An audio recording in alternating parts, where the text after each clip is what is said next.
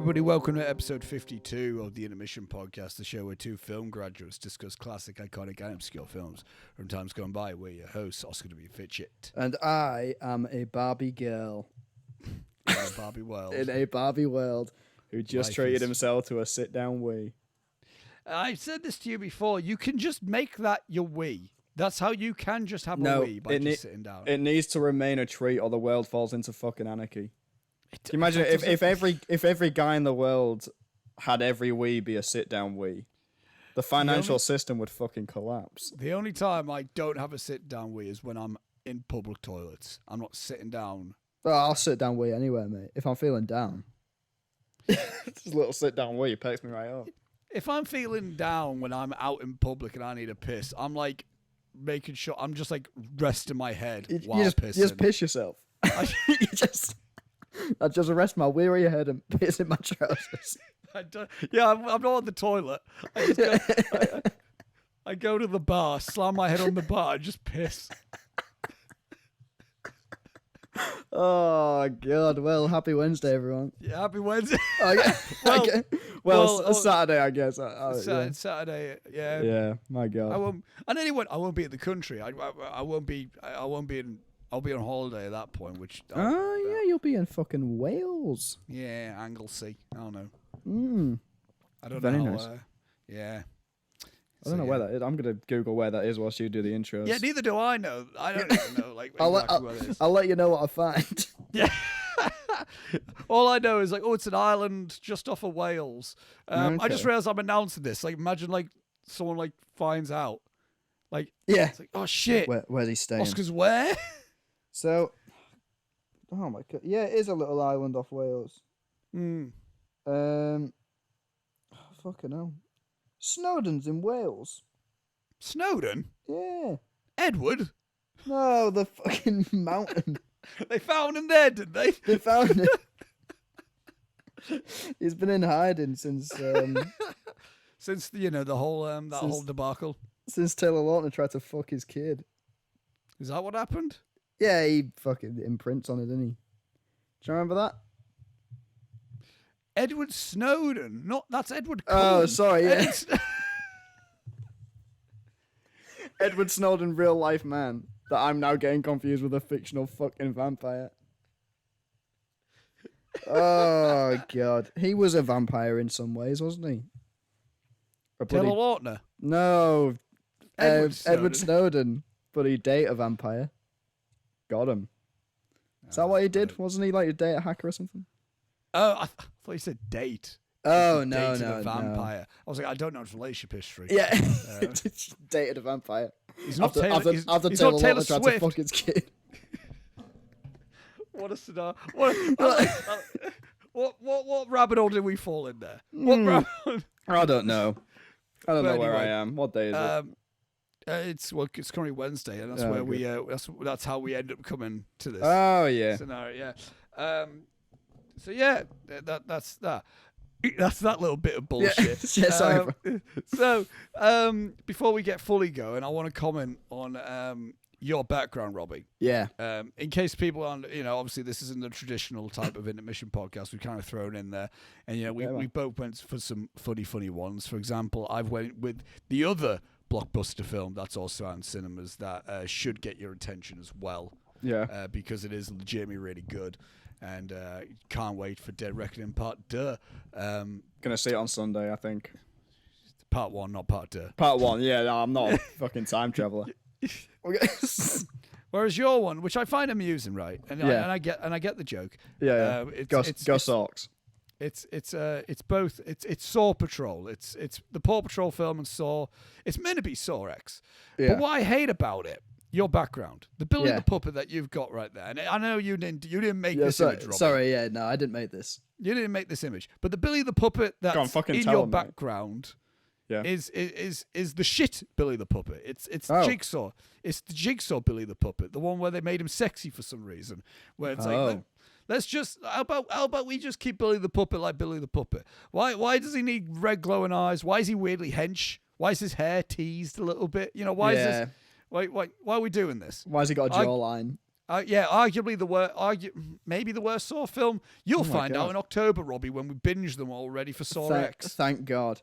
Well, I'm very sorry for choosing that one. I hope it doesn't upset you too much throughout the podcast. It's like that Christmas jumper that I have, that Ninja Turtles Christmas jumper, that has the 4 Ninja Turtles on them. One with a blue bandana, one with a red, one with an orange, and then one with a green bandana. And it really annoys me every year whenever I wear it. Well, who the fuck is that? I mean, I know it's supposed to be Donatello, but Donatello's got a purple bandana. Everyone knows this. Why would he wear green on green? Fuck is this? It's pointless. It's like me wearing a flesh-colored bandana. I mean, do you remember those those face masks that people got where it was just a mouth printed on it? I guess it would be like that. Yeah. Stupid though. Don't like it. It's gross. Makes me feel gross. What, the Donatello with the green bandana? Yeah. Don't feel right. Well, I'm not a Ninja Turtle guy, but so you know. God, I am. Cowabunga. What's more painful, you being a Ninja Turtle fan or me being a Silent Hill fan? What's like the worst scenario? You being a Silent Hill fan because at least Ninja Turtles doesn't kick me in the dick every month. At least it's not like every time Paramount's going to have a conference, I'm going, it must be Ninja Turtles this time. Whereas you at every fucking PlayStation showcase, it's gonna be Silent Hill this time, guys. I promise. It's not even me that makes it happen. As I said, it's always Lewis that gets me going. Yeah, it's never gonna be Silent Hill, Oscar. I've never known a franchise to like hurt me more by not doing anything. Yeah. It's not even like they announce something and then it doesn't come out. I mean, they did that one time. I mean, they did do that. They did do that one time. I had a nightmare the other day where, like, I genuinely dreamt, and I'm going to use the word nightmare. I genuinely dreamt that, like, they just announced the Silent Hill 2 remake's cancelled. They're like, yeah, it's just not coming out now. And then I woke up and I was genuinely sad. It's like Boy wakes up in a cold sweat. Mom! Mom! It's not like the fucking, like, it's not like how, like, Star Wars genuinely, like, hurt me by what they did. Yeah. You know, Silent Hill just continues to not do anything. And it's like... speaking of... No, go on, sorry. I was going to say, it's even more hurtful because it's like, oh, look at like another Resident Evil thing. I'm like, fucking hell, man. Yeah. Why is this the one? Why is this? Why does everyone love Resident Evil? Like, I mean, I haven't played them, but right, fine. I get it. Everyone has their franchises. But there's so much of that. It's like, we got new games coming out that you're all going to like, and we're going to remake the old games that you all like. Yeah. That you're all going to like the remakes. I mean, wasn't there like one Resident Evil 3 that came out that people were like, yeah, the fuck's this? I don't know. But then 4 came out, didn't everyone like the 4 remake? So either way, it balances itself. It does feel like we get like 2 Resident Evil games a year. No, it don't. It feels like that. It really does. What the fuck are we doing? I don't know. Meanwhile, it's going to be a year on October that they announced that Silent Hill's back. Great. And then that's been it. Anything else, lads? Is this going to be my Fantastic Four? Let's find out. Yeah, that movie that's announced and then nothing ever happens to it. Speaking of Star Wars burning you, did you see John Boyega's absolute cursed take this week? Is that the thing that Reese sent? Yeah, what?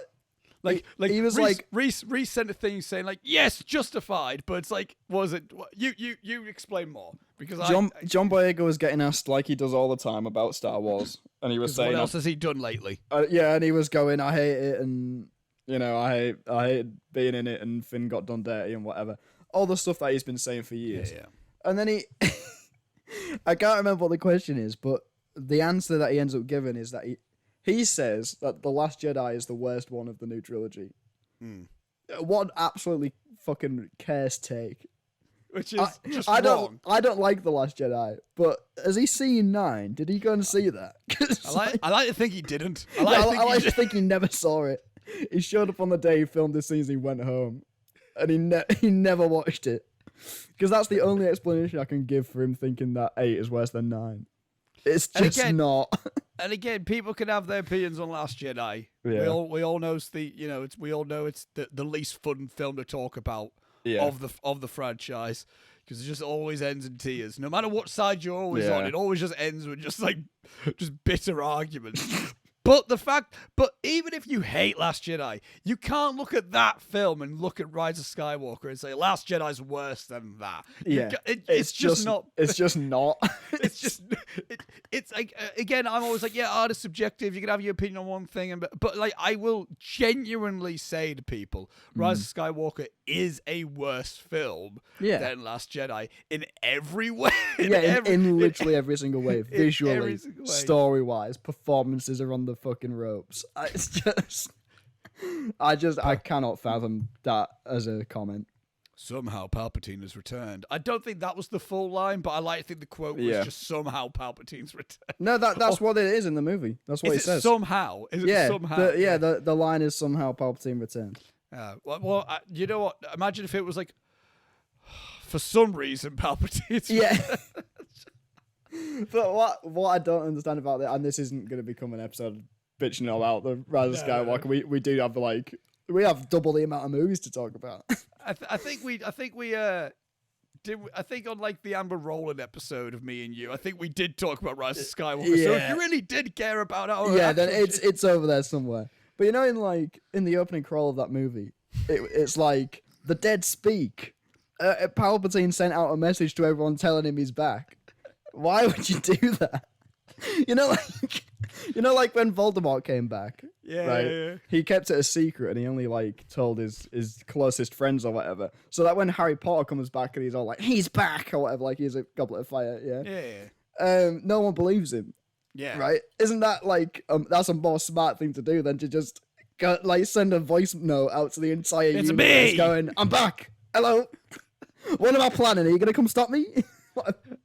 I always explain the thing of my point. I was actually really liking Rise of Skywalker when Kylo Ren was hacking and slashing folk in the forest. I'm like, this is really cool. Nice. This is a nice again harkening back to a samurai feel. This is really cool. Yeah. And then what really went downhill for me is when I saw Palpatine and how far. My boy. And how far into the film is it at that point? It's pretty much right after that. Yeah, it's by the next scene. And then the film just didn't really come back up for me after that. I just think and as well, that voice message that he sent out to the galaxy, is that in the movie? No, of course it's not. Is there any way of hearing it? Yes, there is. Because it got played out in a Fortnite collaboration. If you played Fortnite in the month leading up to the new Star Wars movie coming out, they had a specific game mode where if you played it halfway through the game, if you survived long enough, you got to hear the Emperor's fucking voice note. What are we doing? What is this? That was a we on about how you on about saying that Dial of Destiny was you had an post movie depression. I was thinking about this. I was there's few films that have made me post movie depressed. Yeah. And I was trying to think of them. I was okay. I mean, there has been in my time of being a movie goer and having actual anticipations. Yeah. There's been I've had and I was trying to think of them, and I was Batman v Superman. I think was the first one.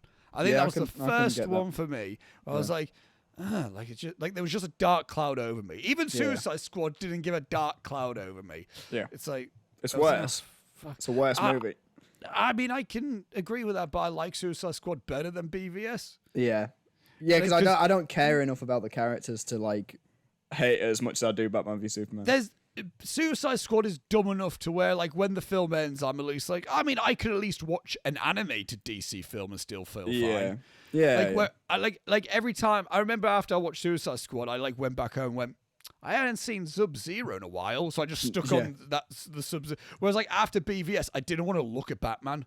I genuinely didn't want to fucking look at that. I can't look at you right now. He's saying to his fucking poster on the wall, flips it around. It's I felt very just violate is all I'm saying afterwards. So BVS, and then I can't remember the orders of all these coming out. I remember being really pissed off at Terminator Genesis. But I wasn't. That wasn't post movie depression. That was just see that was me, but for the Terminator movie after that. I didn't see that one. Dark Fate. I didn't see that. Yeah. So you know Terminator 2, right? You like Terminator 2. Oh yeah, of course, yeah. Yeah. You know how like that whole movie's protecting Sarah Connor and it's good. It's protecting Sarah and John Connor. Yeah. And all Doesn't that kind John of stuff. Connor And they finally get away. Opening scene of Terminator Dark Fate is them two in a bar on a beach having a good time. Literally, it's like it must be like a week afterwards because they look the same as they did in Terminator 2. Another fucking Terminator comes out of the sea and just fucking shotguns John Connor in the chest. And it's just kind of like, hey, everything that we worked for in the movie that everyone loves? Yeah, fuck you. Done. Unlucky. And then like that, and then spoilers like for that shit movie, I guess. Yeah, sorry. Whatever. Fucking. I didn't get. No, Lion King made me depressed. I didn't have any anticipation for it. Didn't have any anticipation for it, but it just reaffirmed what I hate about movies. Yeah. Like that was like everything I dislike in a film is 2019 Lion King. I don't care what people say. That is the worst film I have seen.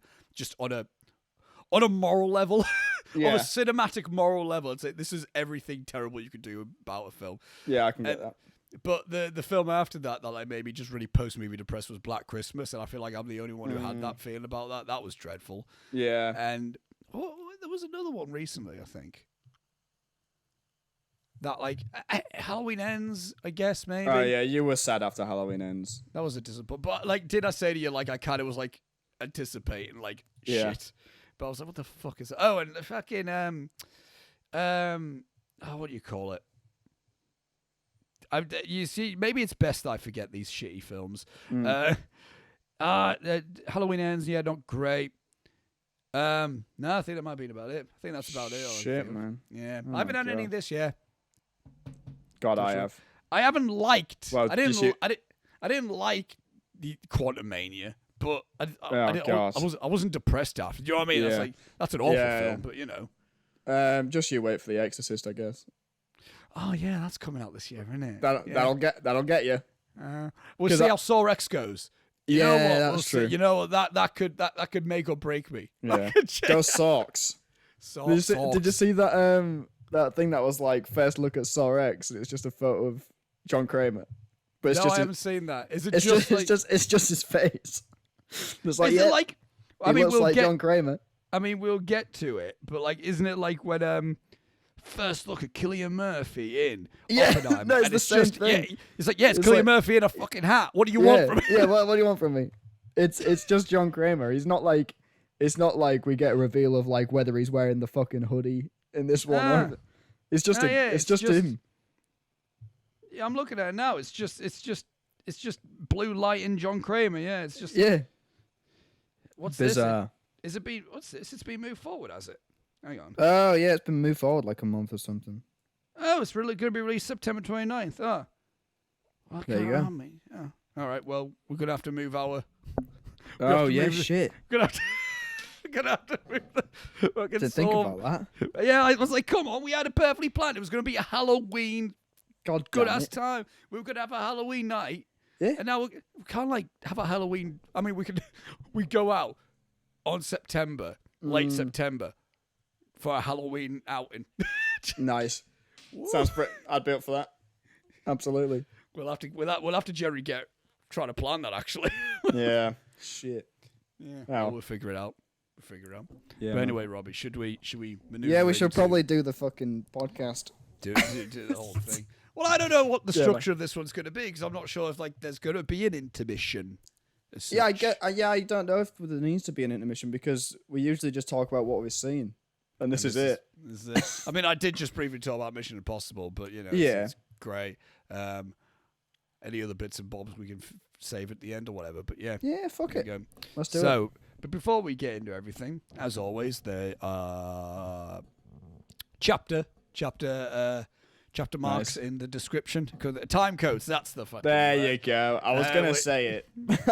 where you can see what we're talking about and when we're talking about it. Also in the description is Instagram and Letterboxd links for both of us and the intermission and all that jazz. I've been finally watching more shit. I've actually, the last few days, the last 2 days, I just watched films. So My Letterboxd diary is a bit more fuller now. Like, yesterday featured me watching Prisoners, played a bit of Alan Wake, and for the first time playing Alan Wake. Okay. And I watched Stay. Do you know Stay? I've never heard of it. It's a film from 2005 that stars Ewan McGregor, Naomi Watts, and Ryan Gosling. Oh, I love those guys. And it's you know what I'm gonna say? It's banging. It's okay, cool. It kind of clicks on so many levels for me. Like the editing is wild and stylistic. Ryan Gosling's moody as fuck. It's cool. Nice. Cool. Yeah, it's on Disney Plus as well. So get it. It's like I'll have a look at that. And it's a 99-minute film. It's like a really good nighttime thriller. Hell I'll say that. Okay. So yeah, that's good shit. And I also watched Zodiac 2 days ago, which I'd seen it before, but that's God, like it's good. Top Dear tier. God. That's like in the holy trinity of David Fincher, I think. It's like that, Social Network, and Fight Club. I would say I like the three best David Finchers. Yeah. I mean, people could argue Gone Girl, but you know. What about Mank? Oh yeah, that's a filler. Mank's fine. God. Never gonna watch it again. Probably. I've got a funny comment to make about something that ties into Mank during this podcast. Oh, during this podcast. Okay. Yeah, I'm sure you know what I'm talking about. Or you will. Wank? No. I thought I'm not just going to make a joke about wanking because it rhymes with Mank. What a load of Mank. You fucking child. Oh, Jesus. I'm more intellectual than that. And you can also see when Robbie's logo on Letterboxd whenever he remembers he has the app. And I've been doing good recently. No, I know you have. I've been doing really well recently. It's like a homework. Yeah, it's like, well done, mate. Well done. Well, what have I watched? I watched fucking loads recently. I did log John Wick, despite not finishing it. Did you log it? Yeah, 2 stars, mate. Boom. What do you want from me? Genuinely pissed me off because it's everything you didn't like about Hero, John Wick 4 does it, and yet you still didn't like John Wick 4. Because it was boring. No. There's no need for an action movie to be that long. Yeah, there is a John Wick 4 example of it. My God. Because he was like, he'd done his mission and he was going to fight the big boss, and I was like, okay, here we go. This has been kind of boring so far and I've not been enjoying it, but at least we're in the third act. Wiggle the mouse. 1 hour, 40 minutes left. Fuck this, man. What am I doing? I was talking to Connor Lovett earlier today, and me and him have both got a similar thing with respected friends. You're my friend in this scenario. Okay. And that's good. And I thought I was your friend in every scenario. No, in this. I mean, it depends. Oh no! Oh shit! Connor was saying to me how he was like, I can maybe name drop the friend he's on about. Kieran. Kieran is the friend he's on about. And we say it gets to a point where like, whatever Kieran's opinion on a film is, Connor goes like, like for example, he was hearing all these good things about John Wick 4. Then he heard Kieran go saying it's not good, and then Connor goes, "Oh well, I'll like it then." And I'm like, and now I'm like, okay, now I think I've determined it's not every film with me and you. But, yeah, that's true. We agree on quite a lot actually. But I mean, we both agree on Dune. We both agree on Everything Everywhere. Yeah. I mean, look at our top 10 of last year. We agreed on quite. There was quite a lot of crossover there. We agreed on quite a few. It'll be interesting this year. It'll be very interesting this year. Yeah, because some of the big films that everyone's raving about, I'm not liking very much. There's not a lot that I've liked this year, to be honest. I haven't given a film 5-star this year yet. No, neither have I. Although I have. I gave Guardians 5-star. I'm pretty sure. Did you get Across the Spider-Verse? No, I don't think it's as good as everyone says it is. Fair. It's fine. I agree. If it was in my top 10, it would be like number 9. At the minute? Yeah. Oh, really? Across the Spider-Verse. Yeah, well, no, not... I'm saying if I can imagine, like... I understand. I can imagine, like, 8 other movies coming out and being better than it for me. There's one more... There's a film I want to rewatch because I am very considering giving it 5 stars in my thought. Okay. But yeah, that's just one. I'm not like Reese Bruce, where I think that Across the Spider-Verse, the second coming of Christ. Jesus Christ, man. Jesus it's like a religious text to that guy. He fucking loves it. I mean, you know what? Good for him. Yeah, that's the thing. Yeah. That's the thing I'm going to make a good point of, actually. I say a good point. I'm not going to sell it as if it's going to be a good point. But, you know, like I'm going to make a fucking great point. I'm smart. I'm going to make a point about that, about it's okay that people like things. Yeah, I think I know what you're going to be doing. But yeah. Also in the description, when I highlight this, obviously mental health things, as always, in the description. I've got nothing new to say about that, but it's but yeah, any mental health. I've got one. Go on. With the charity game happened last weekend. Oh yes. Lovely day. Thanks to everyone that came along and everyone that was involved. We lost again, but that's fine. We'll get them sometime. It's the same team every year that we play. 3 years in a row. I think we won the first one. We've lost ever since. 4-3. Unbelievable. Anyway.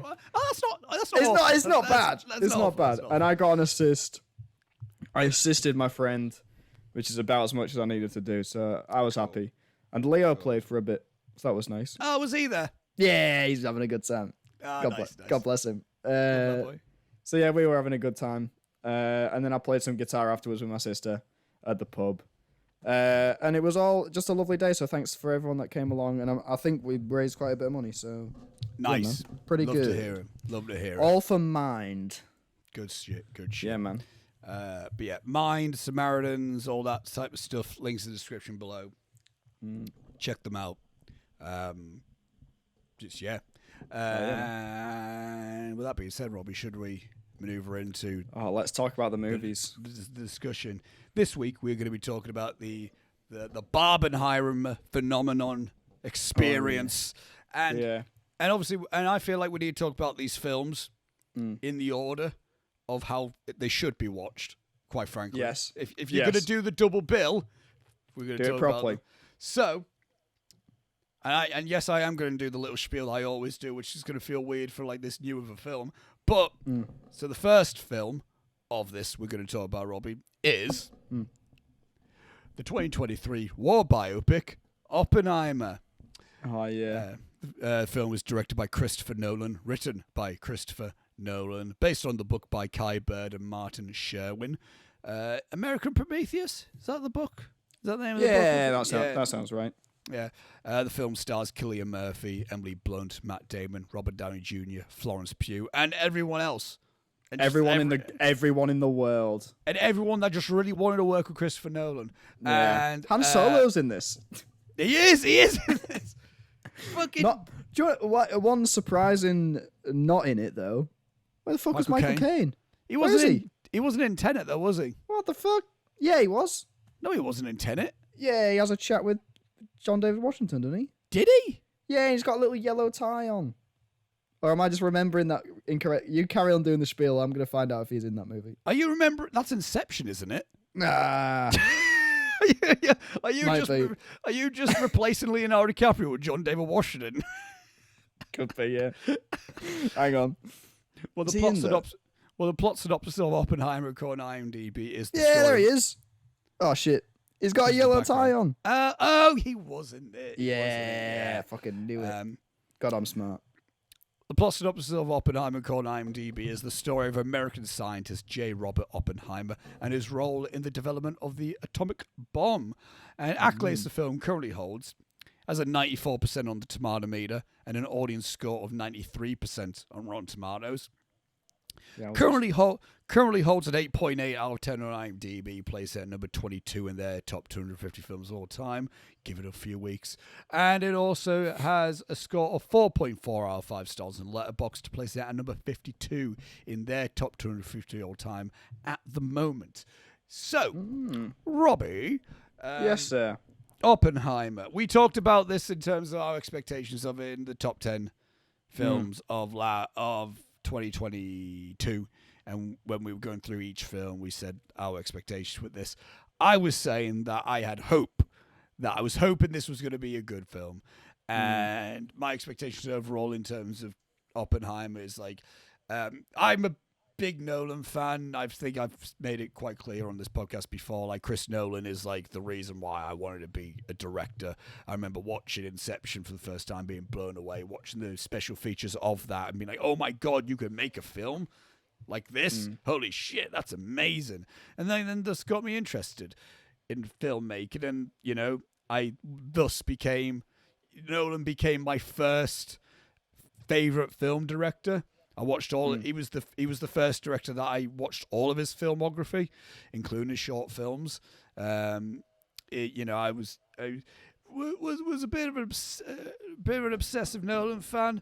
I've also made it very clear though how I haven't exactly really liked a Nolan film in a bit over a decade.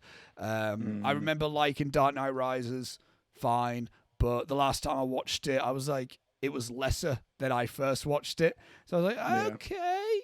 And then when I remember things of Dark Knight Rises, I remember thinking to myself, I mean, that's good, but nothing like I'm like, wow about. I remember, we had that experience when, you know, watched Interstellar with you and Leo and Elise, and then we were all just like, wow, this isn't as good as we all actually remembered. It's actually kind of it's actually kind of dull and boring and a bit stupid, actually. It's a bit stupid, Interstellar. It's not even necessarily dull and boring. It's just a bit silly at times as well. It's just a bit dumb. Yeah. Yeah. And then Dunkirk, I really didn't like. That was the first time I remember watching a Nolan film in the cinema and being like, wow, what a fucking dud. Like, yeah. Like, and I was, what a snooze fest. And I'm aware, I'm in the minority with that. That's a film that got critically acclaimed. It's Nolan's first time ever being nominated for an Oscar. As a director, I think he got nominated for a writer for Inception. I could be mistaken, but that was the first time he got nominated as a director, and I think that was like the first. No, and obviously Dunkirk was also nominated for Best Picture. I didn't get it. It wasn't my type of thing. And then he did Tenet, which was a weird time to watch it. It was like the first film during the pandemic as well, and it was just like, this is, but it just felt a bit dull, and it just felt a bit like too confusing for confusing's sake. For like, what the fuck is any of this? I think we also talked about Tenet when it came out in an early intermission episode. So and I didn't like it. Nah, didn't really like it at all. Yeah. So like my hope for Oppenheimer was like, because my problem with Nolan is like the thing that I always liked about Nolan was he always mixed concept and scale. And if you watch his earlier films, he didn't have scale. He only had concept. So that's what always made his shit interesting to me. And in my opinion, Inception was like that perfect meet point where it's big spectacle, big concept. It was like a good like meeting point. And then since Inception, he started lessening on actually doing something interesting and just worrying about how big a film can be. And that was my worry, and especially with Dunkirk, where there was no character, that it was just, look at the things that happened on this day. It's like, what the fuck do I care, though? And Tenet, similar thing, gave so little shit about character and just went, look at the backward shit we can do. So my worry was like, is Nolan only going to be the big spectacle guy?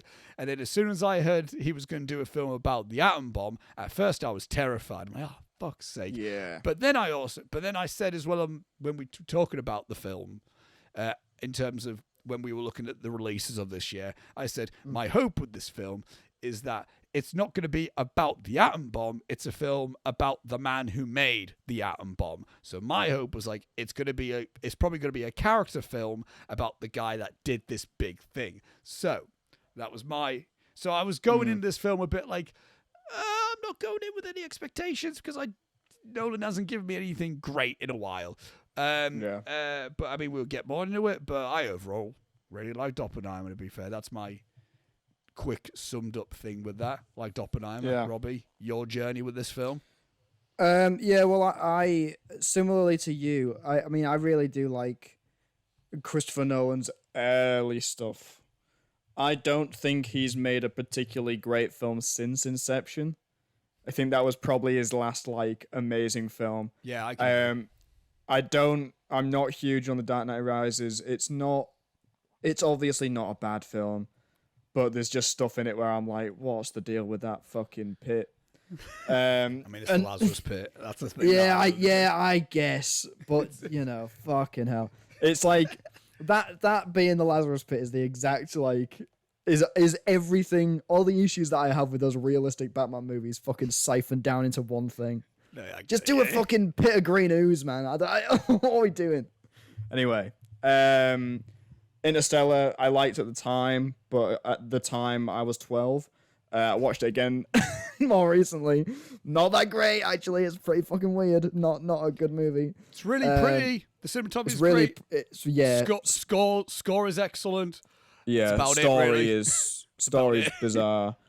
And then it was Dunkirk, right? Yeah. I don't like Dunkirk. It's boring. And like you say, there's no personality to it. It's Nolan's shortest film in the longest time as well. Yeah, it's his shortest film, but it's the longest feeling fucking thing in the world. It just goes forever.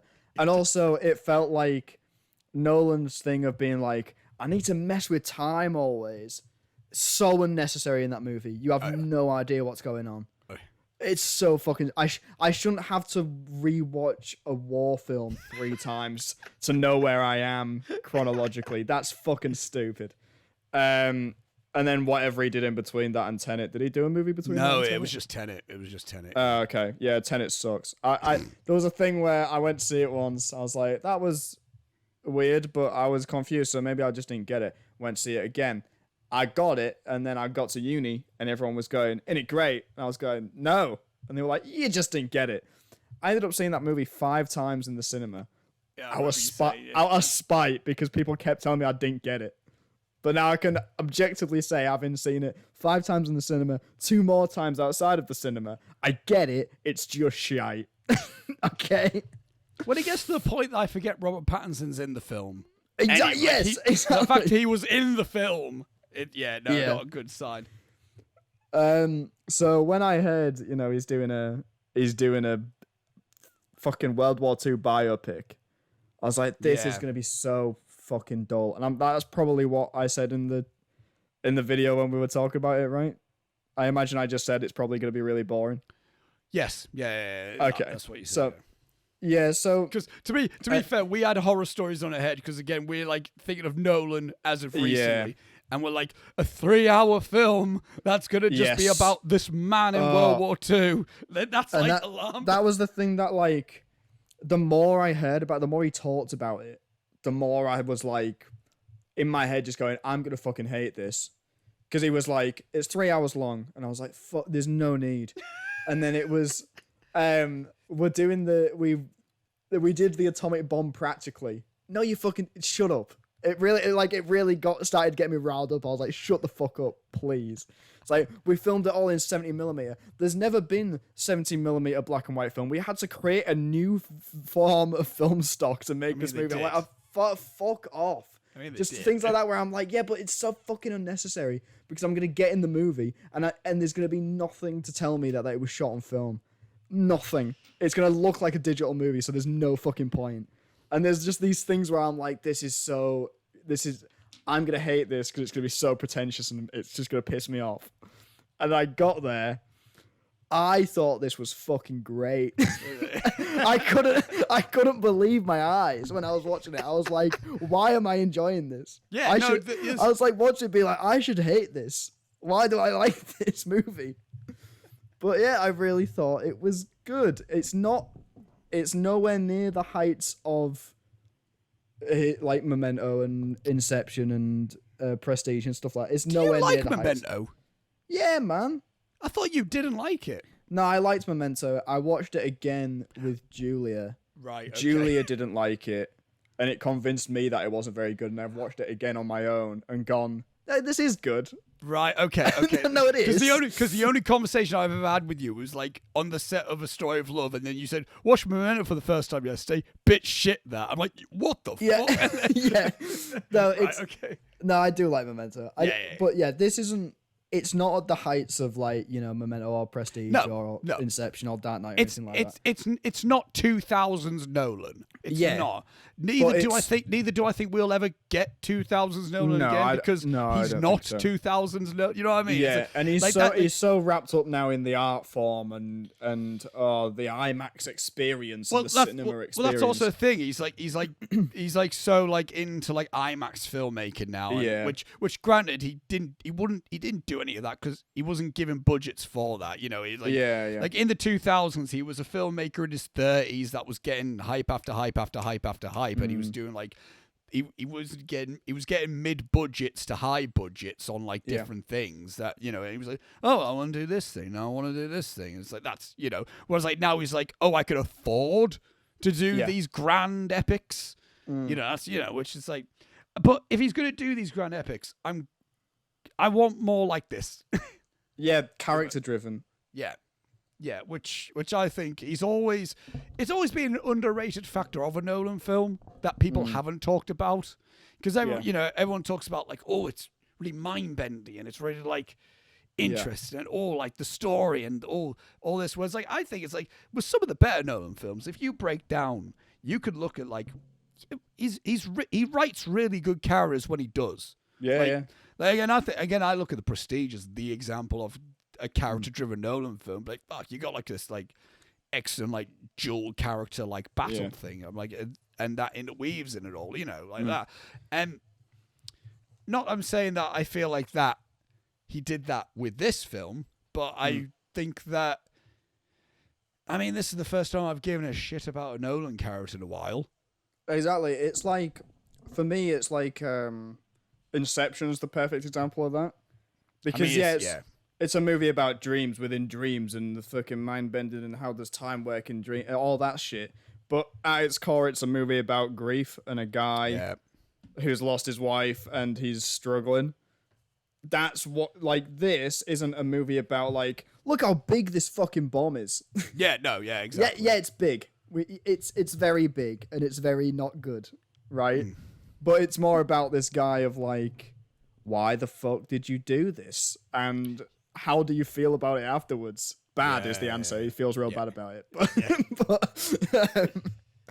But like, he's a really interesting guy. Like, there's a lot of things about, like, he's always having an affair and he's a womanizer. He fucked around. God, Jesus. Are we I'm guessing we're doing spoilers for this. We'll do spoilers. We're spoiling both films, by the way. Just so you know, so. Sorry about that. But like, there's a point in this movie where it just reveals he was having a third relationship, and so casually. It's so like off the cuff that it's not even a plot point. It's just like, and you were fucking this lady at the time. And he's like, oh yeah. But it's just paints this picture of a really interesting kind of dude, and I think what it does a good job of in terms of that is picking the relevant bits. We don't need to see him when he's a kid and he's like, oh, I was bullied at school for being a smart boy. You know, there's none of that. When we pick up with him, he's already fucking doing science and stuff. Yeah, because that's what's relevant. You know, it's very good at picking and choosing the bits that'll make a good story. Yeah, that's a good point. Like, because it does the Nolan thing in the sense of like, does J. Robert Oppenheimer have a character other than science? Yeah. Oddly enough, no. But also, it is kind of just like there's like, we see him enough in his personal life to where we can get a vibe of him. In exactly. Other way.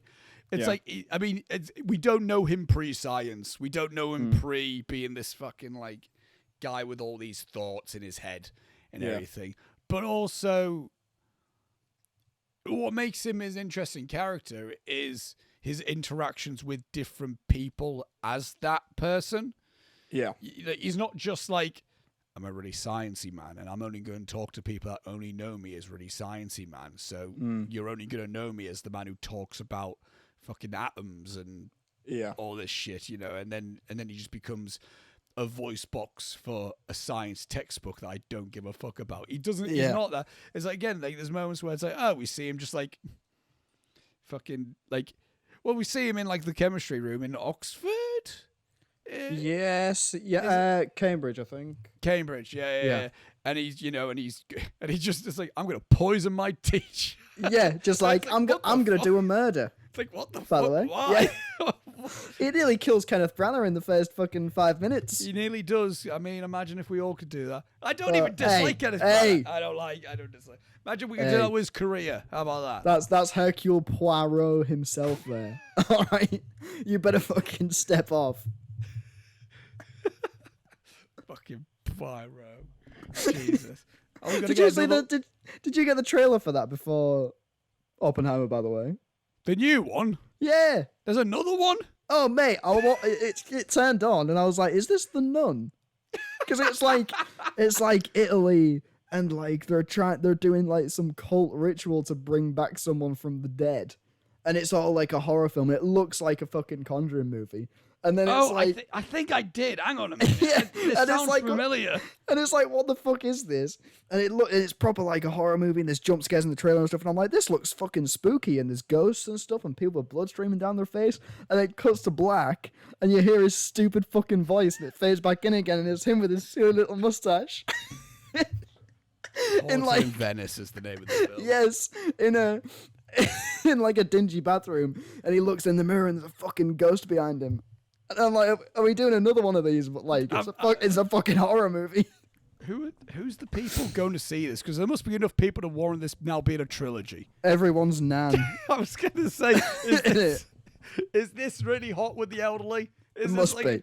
It's gotta be. Because no one I know is seeing them. Well, yeah, exactly. Michelle Yeoh's in this one. I know she is. What's going on? It's fucking weird, man. Anyway, back to Oppenheimer, I guess. Yeah, Oppenheimer. But yeah, I think this is, I would say the writing is one of the stronger elements of the film. And weirdly enough, it is just a Nolan scripty film. But also, but it is, what benefits it is the type of film it is. Because again, we were saying, like, I remember saying to you, it's like, I remember being excited about the concept of Nolan doing a war film. Or like, I remember being excited about the concept of Nolan doing a weird backwards sci-fi type film. Yeah. Remember when it was announced he's doing a war biopic, I remember like, what the that's not exciting to me. But I think in hindsight, that's what makes it interesting, because it's Nolan, it's Christopher Nolan, this big spectacle filmmaker, doing a biopic, which is a formula that we were all getting sick of. Which is, we're all sick of the Bohemian Rhapsodies, and Elvis tried its hardest. Oh, Elvis tried its best, bless him. And, dear God. But Nolan doing that type of... Granted, I feel like if this script kind of was given to, like, I don't know, fucking, say, Tom Hooper. Yeah. Oh, like, God. It would have just been a boring bland, oh, yeah, I get it. Yeah. I get it. But, like, it's weird. Like, it's a Christopher Nolan IMAX film with that Ludwig Göransson score and Hoyt van Hoytma shooting the film and all these people delivering the lines in very Christopher Nolan ways that are just like, this would be really boring, really draining and predictable in any other way. But it's such a much more interesting style that's not common in these biopics. That makes this interest, like, because if this Nolan style in a big films now become a bit dry. So you need to do something else, Nolan. Come on, mate. We get it. You can do big films, I know, but it's like, but when I'm watching like a big IMAX shot that's just a close up of Cillian Murphy just looking a bit sad, I'm like, there's just something fresh about this. Yeah, it's like, do something different. Like, I don't know. Get Cillian Murphy to read scripture whilst he's having sex or whatever. It's a weird scene. I mean, this is the first Nolan film in, I want to say, since maybe Memento. Yeah. Memento didn't even have a sex scene. Did we see any boobies in Memento? I don't think I've seen a tit in a Nolan film ever. Well, there you go. Now we have. And he was called Matt Damon. Got him! Wee! It's Florence Pugh. But I bet if you went to see it in... Sorry. I bet if you went to see it in IMAX, which I want to, I didn't see. This I don't care. I just think that because everything in IMAX is like, it's just taller, innit? Well, we're missing the top and the bottom half of the frame if you're watching it normally. But it's also the sound. Yeah, I just thought I'd be quite uncomfortable, right? So I saw some funny videos on Twitter, which I really, really did enjoy, where someone had gone to see Oppenheimer in IMAX on the front row, and Cillian Murphy's face is all fucking... He looks like Buzz Lightyear. It's great, right? But I did think, like, but the nude scene would look real weird, wouldn't it? Well, if you were up close. It's like a big long boob. Well, is that how that would work? Like, perspective-wise, I don't know. Well, that's why you don't sit front row in an IMAX, fucking psychopaths. Yeah, I guess. You know what I mean? That's yeah, you book a couple rows back. Come on. That's why you sit like middle. Like. Oh, I will say, right, before we get too positive about this, I'm just listening to things I like. I'm not saying this is a perfect film by any means. Yeah, we're steering towards this is great, and it is great. Don't get me wrong. I liked a lot of the stuff in this movie. It's really good. It's really good. But I do want to just a couple of little negatives, all right? You want to do the Robbie Tweedale trademark I want to do the Robbie Tweedale trademark, say a thing's good and then complain about it, all right? Yeah. So what I will say is, there's two things in this that I didn't care for, right? Three. Go on. So, right at the beginning, it says, there's a title card that says 1 fission. And then another title card that says 2 fusion, right? Mm-hmm. Sure. But what's that for? I know it's like... So I got that it was for like the color side of things and the black and white side of things. Yeah. But they're not 2 different chapters. No. So why put a title card in? Oh, I don't know, man. Yeah, no. Yeah, but so like that. So that combines with my second issue. Is right. Hey, Christopher Nolan. I get it. You like doing your movies a bit out of order, right? In terms of chronological events, you like to fucking switch it up for what's going to be most impactful for the story or whatever. Would it fucking kill you to put a title card with the fucking year in? No, I can kind of agree to an extent. Oh my god. The stuff in that, when they're having meetings with Robert Downey Jr., you know, where there's like the big flowers in the fucking middle of the table. Yes, yeah. It took me about 2 hours of the 3-hour movie to realize that was after the bomb had gone off. Yeah. Because there's nothing to tell you that is what's happened. Well, it's just people in a boardroom shouting at each other. Didn't like Robert Downey Jr. say that he first met J. Robert Oppenheimer in 1946 or something? So you can kind of like... Yeah. You can kind of like... Whenever you see Robert Downey Jr., you know it's after the atom bomb in that regard anyway. Yeah. But then I think that it's weird. Because I guess that, I didn't put that together. Because I get, like, the way that I was looking at it was because they keep going on about, like, Russia's making one. Yeah. So no, they're in an arms race sort of thing. And I was like, oh, so this is at the time where they're making the bomb. Mm-hmm. But it's not. It's about after the bomb, and now Russia's making one based on what they did. Yeah, I believe so, yeah. But it took me so long to figure that out. And it's like... Just one little fucking card in the... Get rid of your fission, your fusion, which mean nothing. Yeah. Just put 1946 at the bottom. The first time that you show me that scene, then I'm fine. And I know where that takes place. It's infuriating. Dear God. My other thing would be... My last thing. So, sometimes... This is kind of a half and half one. I really liked the edit of this movie sometimes. No, this is I had the exact same thing. My head's like, this is such a good edited film, except when it isn't.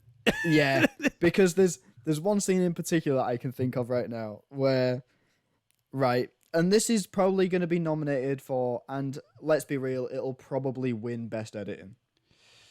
As of now, yes, probably. We've also got Killers of the Flower Moon to come out at some point, like later this year. So we'll see. True, we'll see how that compares overall. Yeah, but if Bohemian Rhapsody is gonna get caught up on this shit, then I'm gonna put it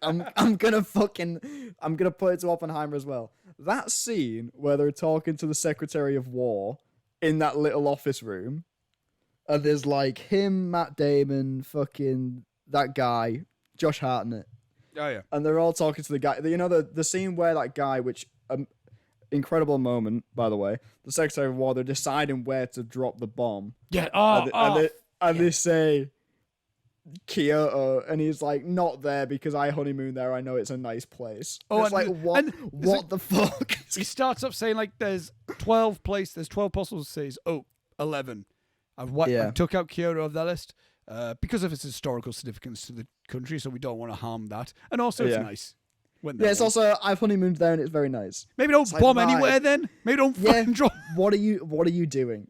It was just one of those great moments. Was this film is like littered with of being like really put things into perspective. It's there's a lot of really good shit in this that we've talked about, even like in previous all our war films that we've talked about. Yeah.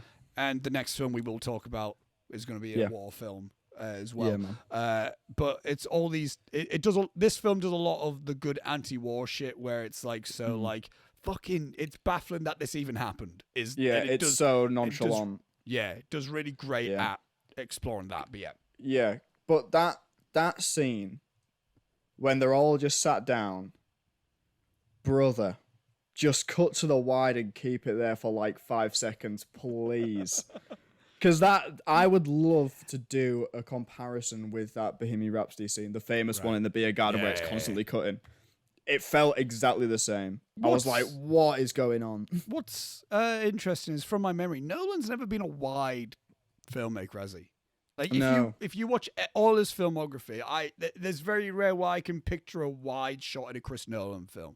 Yeah. Even apart from some IMAX shots. Like he usually goes wide with the IMAX stuff, usually. Even though this film was all IMAX shot, I believe. I think so, yeah. I want to say it's the first one to fully be shot in IMAX, which God bless Hoyt van Hoytema's back, because he carries that camera. Dear God. And but it's but like when you think of a Chris Nolan film, there's a lot more of just like shot, reverse shot, reverse shot. Reverse shot. It's a lot of that. And I think Patrick Willems did a good video on, I think it was Patrick Willems. He did a good video on going through Nolan's films and saying how he's kind of evolved as a filmmaker, but he still keeps safe in the sense he likes his over the shoulder, shot, reverse shot, over the shoulder. And he keeps safe with dialogue-y scenes. And this whole film is a dialogue scene. Yeah, so, the whole thing. So there's a good... I'm not saying it's all that. I do think the cinematography is quite exceptional, and I do think it deserves amazing. A nomination when it will inevitably get nominated for that. Hoyt van Hoytema is my favourite cinematographer, bar none, full stop. This is the guy who did Her, and then he just became Nolan's regular after like Interstellar onwards. He just became, and as I say, as much as I didn't really like those films, I thought all those films looked good. I think they all look amazing. I think they all look fantastic, and now I'm glad that I can have this film where I'm like, this looks really good, and I actually really like the film. But it's like there's a lot of, but I do agree in the sense like maybe just be a bit more like wide, like do a wide with it. What's interesting? I'm looking at Jennifer Lame, who edited the film. I'm looking at what she did, and she has a very interesting editing credentials with it in her career, her editing filmography. She did Oppenheimer. If you say Bohemian Rhapsody, I'm gonna fucking shit. No, my she pants. did. She didn't do Bohemian Rhapsody. God. Oh my God. Before Oppenheimer, she did Wakanda Forever. Okay. Before that did Tenet. She didn't do any of Nolan's other films, but before then, she comes from a background of doing, let me count it, 1, 2, 3, 4, 5 Noah Baumbach films. which is an interesting comparison. Okay. She edited Marriage Story, and she also edited Frances Ha, which is the film that stars Greta Gerwig, and Greta Gerwig co-wrote that film with Noah Baumbach. Just an interesting comparison. She also edited Hereditary and Midsommar. Wow. Oh, no, she didn't edit Midsommar. She was an assistant editor on Midsommar. Okay. She was also an assistant editor on Blonde. So, an interesting credentials. Resume. Yeah. But it's like, I just find it amusing how she started off her career just doing Noah Baumbach films, and now she's doing this. Jesus. She's edited this film that's competing with a Noah Baumbach, Greta Gerwig film. Yeah. It's just fun to me. Yeah, very interesting. But editing didn't necessarily. I don't know. Like, the editing didn't stand out to me, but I did think to myself, it's like, this is probably going to get the Oscar for it. I don't know, like, if it's even smart to say, like, if it's wise to even try to be like, what do we think it's going to get? I think this is going to... I can see a world where this is the most nominated film at the Oscars this year. Yeah, it'll be nominated for most things, I would imagine. I can imagine it's going to get the text. It's going to get that. I can imagine Ludwig Göransson's score is going to get nominated, which I really like this score. It should. It's a great score, really like the score. Really good. I liked it a lot more than Tenet, I will say that. I didn't like. I thought the Tenet. Well, to me, the Tenet score was literally just him trying to do his best Hans Zimmer. Which was this one feels different. It doesn't feel like a Hans Zimmer score. Exactly, it feels. Yeah. I need to listen to it properly, but I do remember thinking to myself, and I don't think there's many scenes in this film that don't have score. This is a very it's very There's no. This isn't a quiet film. There's not. No. It's which I think it needed to not be. Like until it is, and then it freaks you the fuck out. Yeah. Oh man, that's a. We'll talk about that bit in a bit. Yeah. But I think like the fact that he's filling up 3 hours. You know what I mean? Yeah. You know what I mean? I think with music that kind of just blends in, but also stands out when it needs to stand out. Superb. But I would argue as well, this could be I'm an idiot. Of course it won't be. I was just about to say, this could be the first Nolan film to have an actor nomination. In my head, I'm like, fucking, obviously Heath Ledger won for Dark Knight. Oh, yeah, you fucking dummy. I forgot about that also until just now. But also, that's not a Nolan performance, though, is it? Do you know what I mean? Whereas, like, and I think Cillian should get nominated. Again, we'll see what the rest of the year brings. But if I was to put a bit of money on, if I was to make a bet, I'm going to say there won't be a supporting actress or leading actress nom. I would say there will be a leading actor nom for Cillian Murphy, and there will be a supporting actor nom for Robert Downey Jr. Oh, you think? I can see that world. I can see that. Yeah. He's right. And he's very good. God, he's so good. I forgot that he can act after just watching him do Iron Man for like fucking 300 years. I forgot that he's actually an actor that's qualified and is in good stuff. It's nice actually seeing him in a film. Yeah. But what I will say about his performance, though, is it is kind of just Robert Downey Jr. being serious. I will say that. It's very good, but he isn't giving me anything I haven't seen from him. He's just... Yeah. I will say that by the end, again, we are doing spoilers, so I don't need to preface this. It's obviously revealed that he's kind of he's the one that's been setting all this up out of spite to get Oppenheimer's clearance removed and all this kind of stuff. Because of something that he thinks he said to Einstein one time that he has no evidence of. So what a strange little man. What a strange, petty, spiteful little man. But when that reveal happens, and it's a great twist, and it's set up really nicely, and the way it's cut to reveal it all is so good. It's such a Nolan sequence, but again, it's been but it's so exciting in this type of film. Yeah, because it's so based in the characters. Yeah. And it's like, obviously he would be fucking doing that. But so he, as soon as that reveal happens, his performance does go a little bit twirling villain for like 5 minutes. He's like, yes, I planned it all, and it's like it's a little bit like, all right, steady on, we get it. You're the twist villain, all right. He doesn't go this extreme, but it almost does feel like if in a scenario you're so if you were just heightened so much more, you could have just been a Scream villain. You could have been, he's Ghostface. Yeah. Do you know what I mean? It's like he turns around in a chair with a cat, and he's like, yeah, it was me all along. It's me, Austin. But he's great. He's really, really good in this. And I think everyone universally is very good in I like Matt Damon a lot in it. Liked him. I loved him. See, I said that to Julia, and she was like, he's not really in it that much. He's he's in it quite a lot. He has a good dense section in the second act. In the second act, he's very prominent. And I liked him for just a bit of levity every now and again. Just having a laugh, you know. It's the bit of just like it's like, what's the chances? Almost zero. Almost zero. What do you want in theory? 0. 1-0. I liked the scene as well because there's a bit in the that you know the bit where he's like, "This is the most important thing that's ever happened to the goddamn world," or whatever. That's in the trailer, and when I saw it in the trailer, I was like, "All right." Because I thought it was gonna be one of those scenes where it's like, this is the most fucking important thing that's ever happened in the history of the world, and I was like, okay. But in the movie, it's really funny. Because there's this scientist like, I'm not sure, I'm like a bit shy or whatever, and he's like, I mean, you can come along if you want. It's only the most important thing that's ever fucking happened. No, it's very good. I liked him a lot. Yeah. I also liked Han Solo. I can't remember what he's called. Alden Ehrenreich. That guy. He's very good. Should we play a little game? Should I list the actors and then see what we see if I remember him being in it? Yeah, right. Well, first of all, obviously Cillian Murphy, great. I think there's not. He was very good.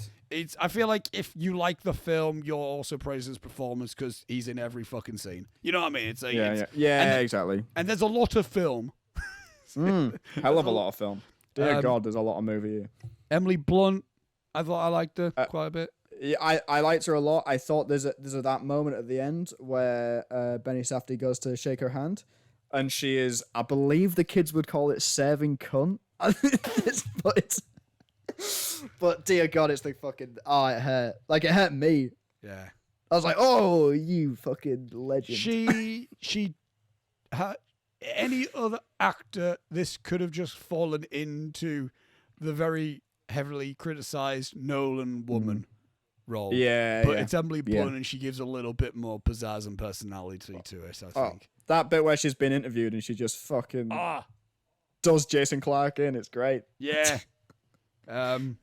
Robert Downey Jr. said really good. He's very good. Yeah, I liked him. Alden Ehrenreich, I forget he's in it until he's mentioned. If I'm being I thought he was great. I was like, because he's a good guy. And like when he's like, you know, the other like legal representatives for Robert Downey Jr. when they find out he's evil are like, okay, we can twist this or whatever. And Alden Ehrenreich's like, you're a bad guy, and I don't want to do this anymore. Yeah. Which I liked that, and I liked when he gets his comeuppance. There's Alden Ehrenreich's there to be like, fuck you, man. Jason Clarke, I really liked him in this.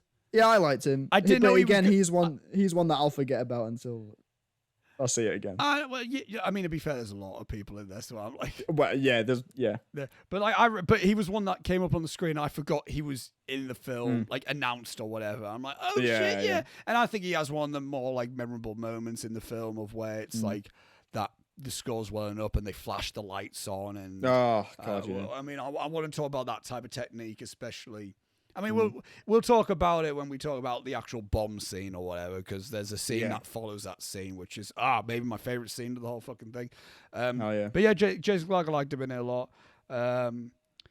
Kenneth Branagh, great, sure, for his 10 seconds of screen time. You know, I like that. I like the fact he wasn't. I like the fact he wasn't that prominent. Yeah, I love the that he's hit the point in his career where he keeps showing up in every Christopher Nolan film with another silly accent. Yeah. Not as silly as Tenet, I will say that. Not as silly as Tenet. But if he could be like, I don't know, Venezuelan in the next one or something. Just give him something fucking whatever ridiculous. Nolan's next film, whatever his next film's going to be. Yeah. Josh Hartnett. Really liked him in this. Yeah, I really liked him in this. Hey, Really? James Gunn, if you're looking for a Batman. Oh. He looked very Batman to me. He's going to be too old, though. Ah, fuck it. He's meant to have Damien in this fucking James Gunn one, isn't he? I don't know. He's meant to have a kid. So I mean, if not that, at least put him as a Harvey Dent. How about that? yeah, Harvey Dent in the Batman too. Oh, in the Batman too. Okay, yeah. I mean, I was always behind the thought of a John David Washington. Yeah, I can see that. But yeah, either way, yeah. Alex Wolff. Do you remember him in this? Who the fuck is that guy? You know, Hereditary man. Yeah. Yeah, sure. He's in it, isn't he? I knew he's definitely in it. He's in it, and the only reason why I know he's in it because I saw him briefly. I'm like, it's Alex Wolff, but he's never in the film again. I don't think. No, he shows up to tell them that they've gone to war or whatever, doesn't he? Or does he? Is that him? Like, doesn't he run in with a paper? And he's like, "You've been upstaged. Hitler's invaded Poland or something." Wait, hang on. Is this him? No, I didn't realize this was him. What? The guy who played Frank Oppenheimer. In this movie? Yeah. Oh yeah. Frank Oppenheimer. Dylan Arnold. He was the shitty boyfriend in the new Halloween films. I didn't know that. Yeah, there he is. There you go. Well, he was absolutely fine. I never got any connection between them whatsoever, or that they were brothers or liked each other. No. At any point. Well, what's even more weird is he's like 18 years younger than Cillian Murphy in real life. Bizarre. So yeah. What's going on there? Florence Pugh. Good. She did Florence Pugh stuff. Yeah, she was good. Yeah. I didn't think I liked her a lot. Yeah, I mean, I don't think she's in it too often, and I don't think. Obviously, she's an important character. Her character is more important than her performances, I think, in this. Yes, I did like. I very much enjoyed the scene where she died. Yeah, which has got nothing to do with her. I'm not like, thank God. But like, because there was a cool bit in there, and I'm guessing it. I haven't researched this yet, but I'm guessing there's conspiracy theories that she was killed by the government or something. Probably. Because there's like 2 frames because she drowns herself in a bath. And there's like 2 frames where you see a black glove on the back of her head. Yeah. Like someone's holding her in the water, but it's literally for like a split second, and I'm like, wait, hang on a second. So did she kill herself? Was she killed by the government? It's just a nice little fucking thing in there. Again, I didn't never answered, but you know. You know what's nice is a Nolan film that doesn't have loads of exposition. Yeah, exactly. It's a nice change. It's a movie, and it's up to your interpretation. What do you think happened? I don't know. This is a guy that I always love seeing in films, but I forgot he was in this film. David Desmalchin. Ah, yeah, he's all right in this, isn't he? Was he? I can't remember him in it. He's the guy that's writing the fucking document that's kind of fucking Oppenheimer over. He's the one that Robert Downey Jr. hires him to expose him or whatever. Yeah. To make him out to be a commie. That's right. Yeah. There's a lot of talk about commies in this. There's a lot of communists talk about this. There's a lot of scenes of just Jason Clarke pointing at Cillian Murphy and being like, "You're a fucking commie bitch." And he's like, "I'm not a communist. I was, but I'm not." Do you know one thing I discovered? What I like kind of want? I want Nolan to do like a courtroom drama. Oh, I'd be so into that. Because the things that in this film that are just very courtroom drama, I'm like, I'm on the edge of my fucking seat watching this. Yeah, it's good stuff. I want Nolan to have like do a film where there's like a thing where it's like, I want the truth. You can't handle the truth. I want like that. Yeah, it's bizarre that like so much of this is the same conversation happening for the 30th time, but it's still good to watch. But I'm still into it. I'm not bored. Dane DeHaan. Sure. He looks like Stephen Mulhern, innit? He does. He does look a bit like Stephen Mulhern, doesn't he? It's like I noticed him instantly when it happened, but it got like maybe like the 5th scene of him in the film, and then Lewis went to me and went, "Is that the Green Goblin?" And I went, yes, technically it is the Green Goblin. And then I like how. And then he went, "I haven't seen him since Amazing Spider-Man 2." Yeah, me neither. Probably. Cure for Wellness. I didn't see it, but I knew. I haven't seen that. But I liked that because obviously they have to. As the movie goes on, the time progresses, and each character gets older as the movie goes. And I like that to do that with Dane DeHaan. Obviously his hairline went back, so he just got a progressively bigger forehead as the movie went on, which I enjoyed. I liked seeing where in the timeline I was by how large Dane DeHaan's forehead was. See, Robbie, you didn't need like years. I didn't need it. I just needed to just cut to Dane DeHaan for the first shot, and I'll judge it off the size of his fucking Swede. No, it's just he pops up like he's like keyframed out, but just to the bottom, like the lower third, and just on the DeHaanometer. Jesus. Josh Peck, weirdly enough, actually has a lot more shit in it than I thought he would do, and he's actually. He kind of does. He has one line, I think, where he's like, "You're building a bomb," something like that, and then I can't wait for this edit to exist. I'm sure it probably already exists. Of someone edit it to be like a Drake and Josh episode, and then it's just his hand fucking as if for this movie Christopher Nolan was like, right, the big scene, we need to set off the atomic bomb for the first time ever in history. Who should we get to do it? Fucking Josh from Drake and Josh. Someone needs to do an edit where it's like Drake's like, "What are you doing, Josh?" He's like, "Oh, I don't know."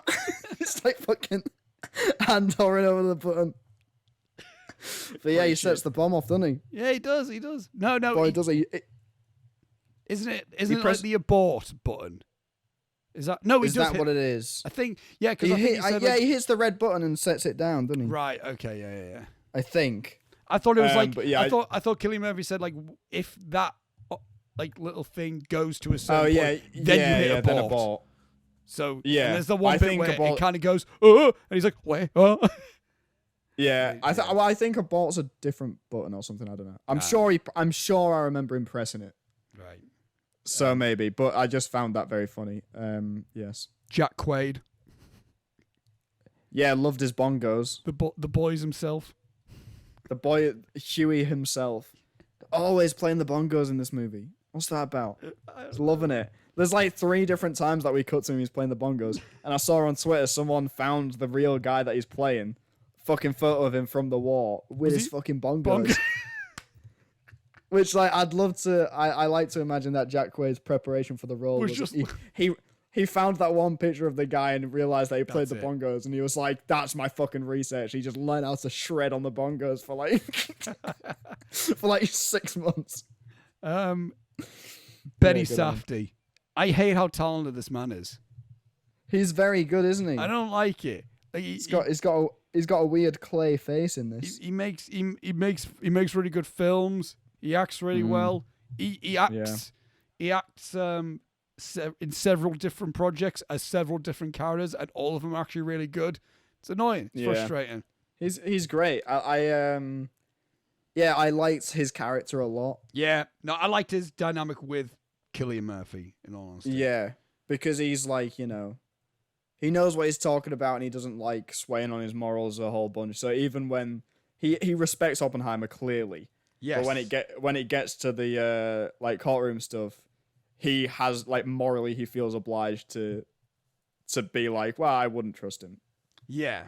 Like, he can't like waver on that stuff, and that's all very interesting. Very good. Leads to Emily Blunt being cool at the end. Again, the film, it's not in the same league as like an Inception ensemble, but I like the feeling of this ensemble. I couldn't tell you all the characters, but I like the team feeling. You know what I mean? There was who's that guy?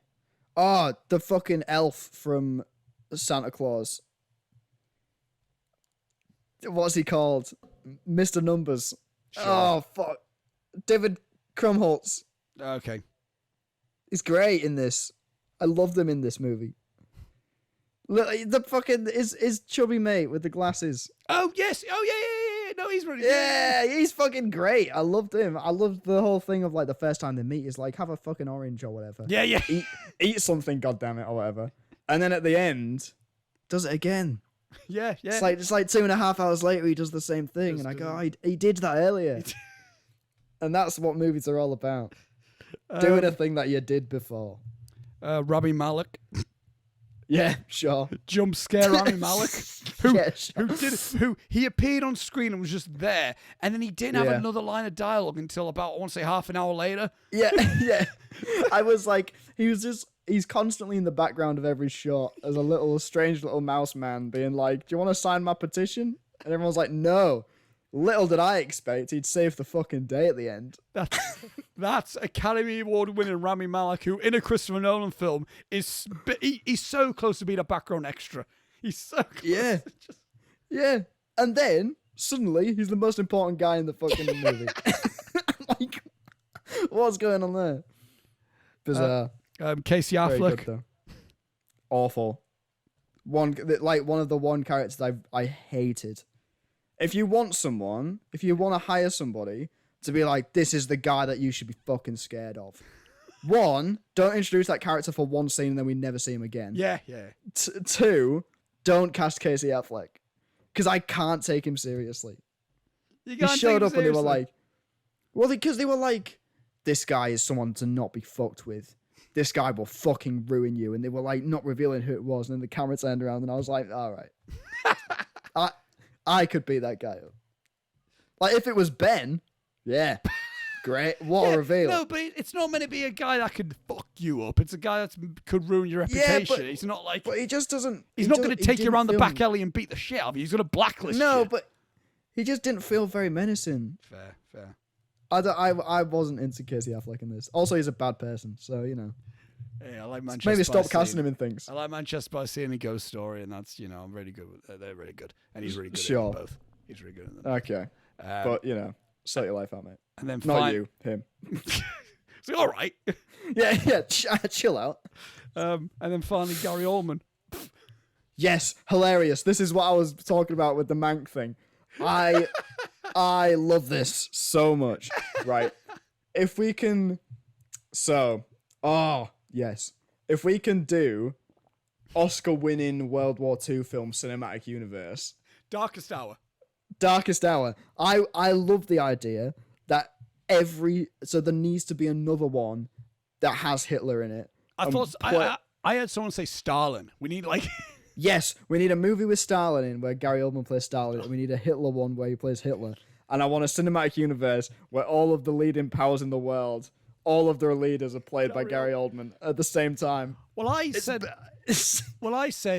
what would make both Darkest Hour and Dunkirk better is if you take both those films and intercut them together. Because and so great. I want that. I want Dunkirk, the Darkest Hour, and then Oppenheimer, the super cut, and then also Oppenheimer kicking around. Yeah, because for those who haven't seen it, I don't know how you've gotten this far. But he plays the president. He plays Truman. But so it's so out of nowhere, and it could have literally been anybody. Could have been. It's hilarious. Lewis didn't know it was him. I went, yeah, it was Gary Oldman. He went, was it fuck? I went, no, it was. He went, no, that wasn't Gary Oldman. It was Gary Oldman and a shit ton of prosthetics again for no reason. And Lewis did the thing where he was looking at me to see if I was bullshitting. And he had a grin on. Lewis had a grin on his face, being like, "No, you're lying. That wasn't Gary Oldman." Like, I'm telling you the truth. That was Gary Oldman. Gary Oldman walked on set, sat in a makeup chair for who knows how long, for hours, to do that scene.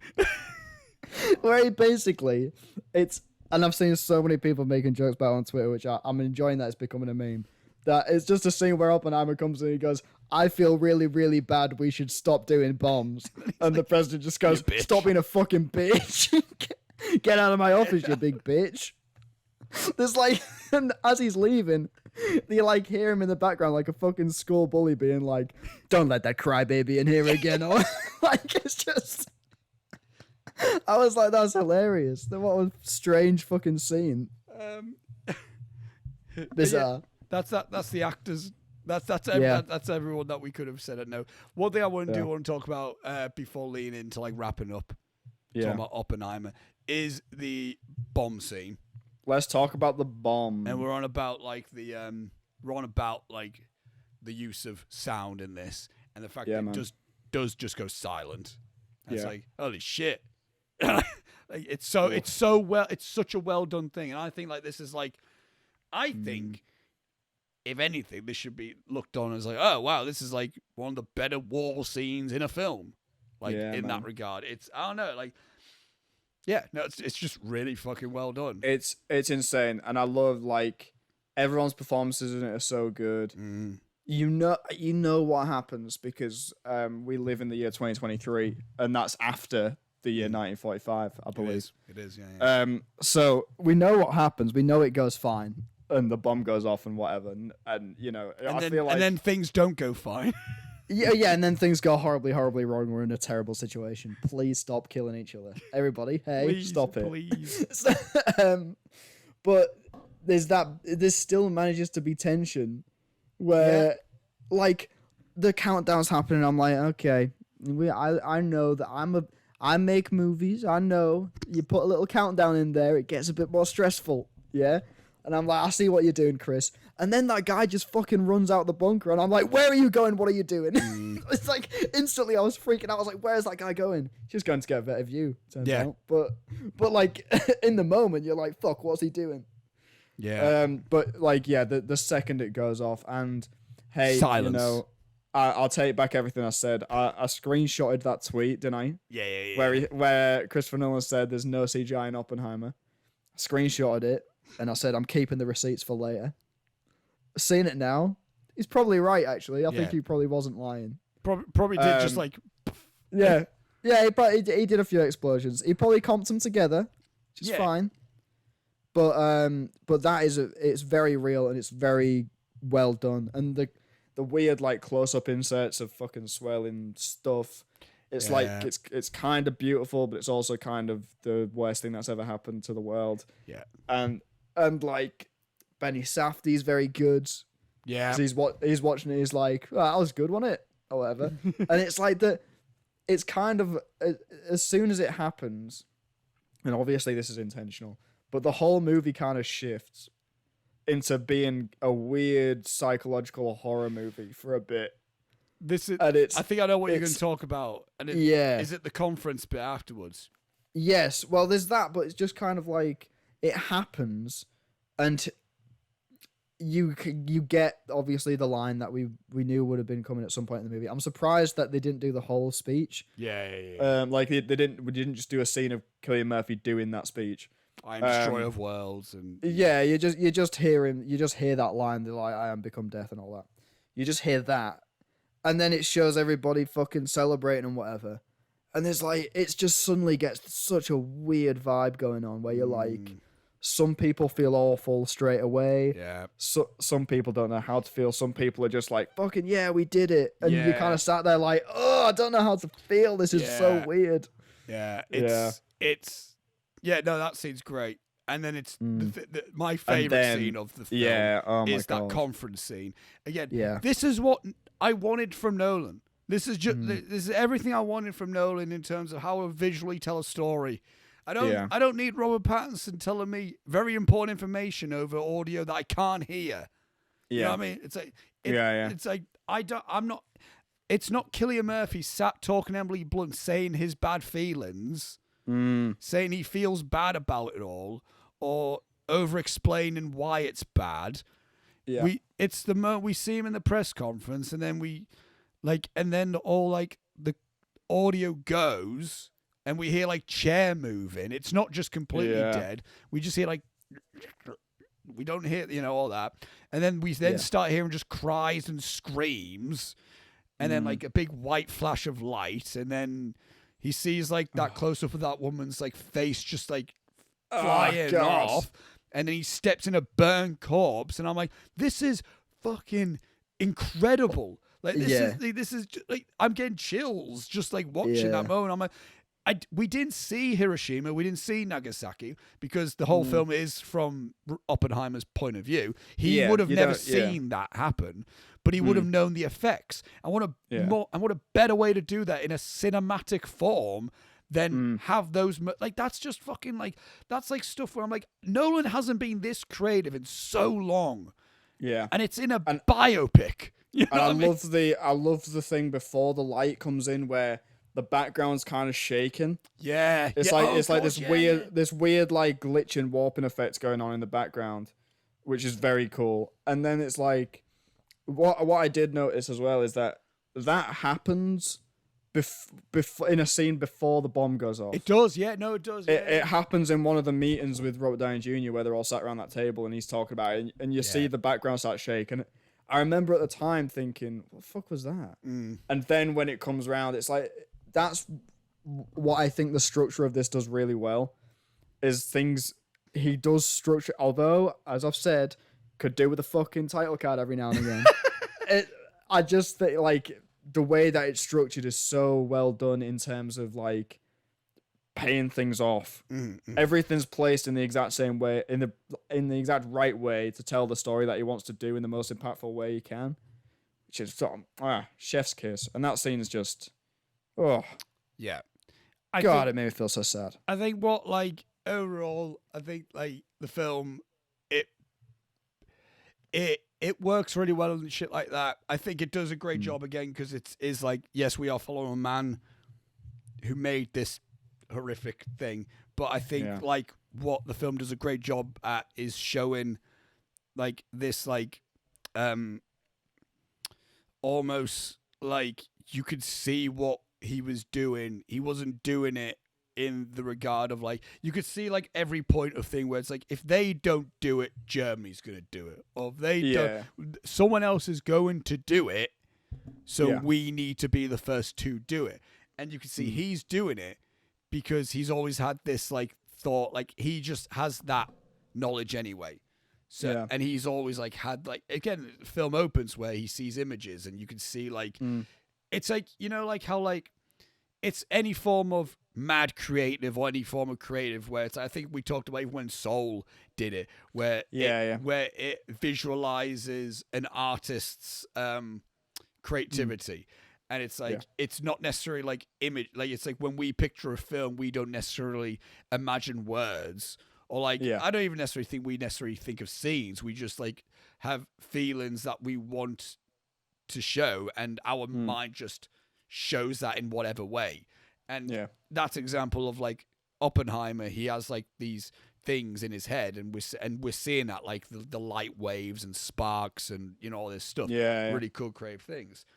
And I think it's a really good job, and it does a really good job in terms of being like, he's doing this more, he's just getting hired to do this, and he's doing it not in a way of like, fuck them. It's just like, it's just what I'm really good at doing this, and this is what we have to do, type of thing. It's not an evil, we're going to create the big bomb. It's just like, you know, he's doing this. And then when it does happen, that's when the complications come into it, because that's when it's like, fuck, what did I actually make? And it, and I think, again, credit Cillian Murphy, there's no point where he's doing the big screamy, shouty, like, I really would like an Oscar for this role type of thing. It's like every complication is so subtly done. And again, it is a very Nolan way of acting where there's just a bit of a lack of emotion. But I think it works well for the context of this film, of how he needs to be just like steel, emotionless type of thing, but like behind the eyes he's like, shit. Like, there's just so much complication to it. Because I think as well, what I do like is how it shows how it gets out of his control so quickly. Because he kind of like, he builds it and it's done, and then he goes like, okay, we won, but that doesn't mean you have to use it. Like it should just be a warning of, we've got this now. Nobody make us use it. And he's like, you know, at first he's like, you know, it's not up to me what they decide to do with it or whatever. But that's clearly his stance, is that I made it so that we wouldn't have to use it. Because people would be put off. And then not only do they use it, which you kind of get an understanding of why they use it and all that kind of stuff. I even get the point. I even get the point in the sense of like, we need to drop one to show we're not afraid to do it, and then we need to drop another one to show we're not fucking around. Like, this isn't the only one we've got. But stupid, like, but fuck, you get. But it's point. like that thing where it's like, you can understand like they were gonna drop one, obviously, but fuck, man, you didn't need to do two. That like the reasoning that they give for dropping the second one is such a stretch. That it's like, fucking hell, it just makes you feel so sad. No, it's but yeah, it does a great job of that. And I get we're close to wrapping up this whole thing. Yeah. But I get what people was. You heard a lot of people talk about, like, before the film was coming out, like filmmakers and stuff, being like, this is the most important film to watch right now and all that. And I'm like, it can be hyperbolic, I guess, but I also get in the sense of, like, in the situation where world is currently, you know, what's happening with Russia and Ukraine, you know, what's happening with that situation. And it's like, it still it's important. It's a look back at history to show that it's still happening today. And it's things where it's like, gets you thinking. I was like, fuck me, man. It's like, it's so like, such little action could cause so much, like, catastrophe. And I love that Nolan's making a film that can now get that thought sparked in a World War II biopic. Like, against all odds. Yeah. I think to wrap up my thought with it, on a filmmaking level, I also really like it. I like, to talk to your point, I can tell this is a film. Like, this is shot on film. This is a film medium movie that I think benefits from being film. I think it's a film that feels very analog and old school while still feeling very like it's pushing modern filmmaking methods. And it's the first time that I actually feel like, oh, Nolan, in a long time, has now taken new ways of making films, but doing new things with it. Again, it's the first film to be shot fully IMAX. And I think it's an old school feeling film, and it just feels like, I don't want to do the Martin Scorsese thing where it's like, this feels like cinema, but it's like, this feels like a movie that would get watched in years' time and would still fit in within the cinematic history of things. Do you know what I mean? I feel like it's not going to, like, it's not going to be, that was a really good film for the 2020s. Like, I think it's going to be a film that, especially like within this type of genre, history epic, it could probably get watched with a Schindler's List and with a, fucking like an Apocalypse Now, or like, you know, like that type of, or even an All Quiet on the Western Front, like the original All Quiet on the Western Front, like all that stuff, and it could still be looked upon as like, this is a very old school film that still like is timeless, I think. That being said, the reason, which is going to be even more funny because we're going to give our ratings for this film, and then and then people then are going to be like, but Oscar, why did you give it that rated, even though all the things you said? I think the thing that doesn't have this film that too high for me is there's moments where I think I appreciate it a lot more than I actually love it, in the sense of like there's nothing that really clicks with me on that personal of a way. Do you know what I mean? Okay. Where I think it's a fucking amazing feat filmmaking wise, and as someone who could appreciate cinematography, I think it's, my God, what a beaut. Yeah. But I think I was more thrilled and enthralled by it than I was actually like personally invested, is what I'll say. Yeah. Okay. Not that I'm saying that I needed to relate to anything, but I did feel like I was more so an observer of a really good film as opposed to being really invested in a story, if you know what I mean. Okay. Yeah. Yeah. So, final thoughts before we give our ratings for this and then move on to the other film. You've said all I can say, really. Yeah, I loved it. I had absolutely zero expectations going into this. I thought I was going to hate it. I just assumed, I was like, I'm going to have a terrible time. Yeah. Which like, you know, going off all the data, it makes sense. I probably would fucking hate this. Yeah. For some reason, tickled me pickle, mate. Loved it. Had a great little time. Everyone's very good in it. It looks amazing. It's got an incredible message that makes it quite prolific, and I think will make it a film that people talk about for years to come. Very good. Oppenheimer. And my rating for this is this is a 4 out of 5 star for me. And that's what I mean. It loses the 1 star because, again, it's not the one that I'm like, fuck yeah. Like, that's like, gets me, you know. But yeah, 4 out of 5 for me. This gets. Yeah. I was, my initial Letterboxd ranking was 3.5. Making it a 7 out of 10. I've just changed it whilst we were talking to a 4. So somewhere in there. Yeah. I'm gonna go with 4 because I'm feeling good today. This is an overall. This is an overall 4 star from the Intermission. We'll say 4 star from the Intermission. I mean, liked it a lot. Great. It's a really good film. Glad to see Nolan back doing a good shit. I want to see it in IMAX. I want to watch it again, and I want to have the excuse of seeing it in IMAX being the excuse for it. But yeah. Did you see my Letterboxd review of it? I probably did, but I'll read it right now. You do that. I said, fuck. Oh God, what did I say? I said, pretty good for a film I'll watch when my dad thinks it'll be a laugh to stick on for a family film night, and then never again. which is kind of like, yeah. I feel like that's probably how it'll go down. My dad won't see it in the cinemas, and then one night it'll be like, guys, why don't we watch Oppenheimer tonight? Yeah. I really wanted to see that. Then we'll watch it. Everyone will feel bad about themselves, go to bed, and then I'll probably never watch it again. So in the scheme of things, you didn't do the Barbenheimer day, did you? I didn't do it as a day. I did Oppenheimer on Sunday, Barbie on Monday. Right. I want to tell you my experience of like the cinema day. Right. Okay. This would be a good in between. I did the Barbenheimer day. I did. You crazy I did kids. And I'll do it again. Yeah, fuck. He's lost it. No one can stop me. I'll do it twice in one day. I'll do Oppenheimer, Barbie. Can't stop this. You crazy fuck. That's like all day at the cinema. That would be. I'm sure that I don't think you'll get through it all. What did Anna do? Barb Insidious or whatever. She watched Insidious as well. She did. Yeah, I still haven't seen Insidious 5 yet, but I don't want to.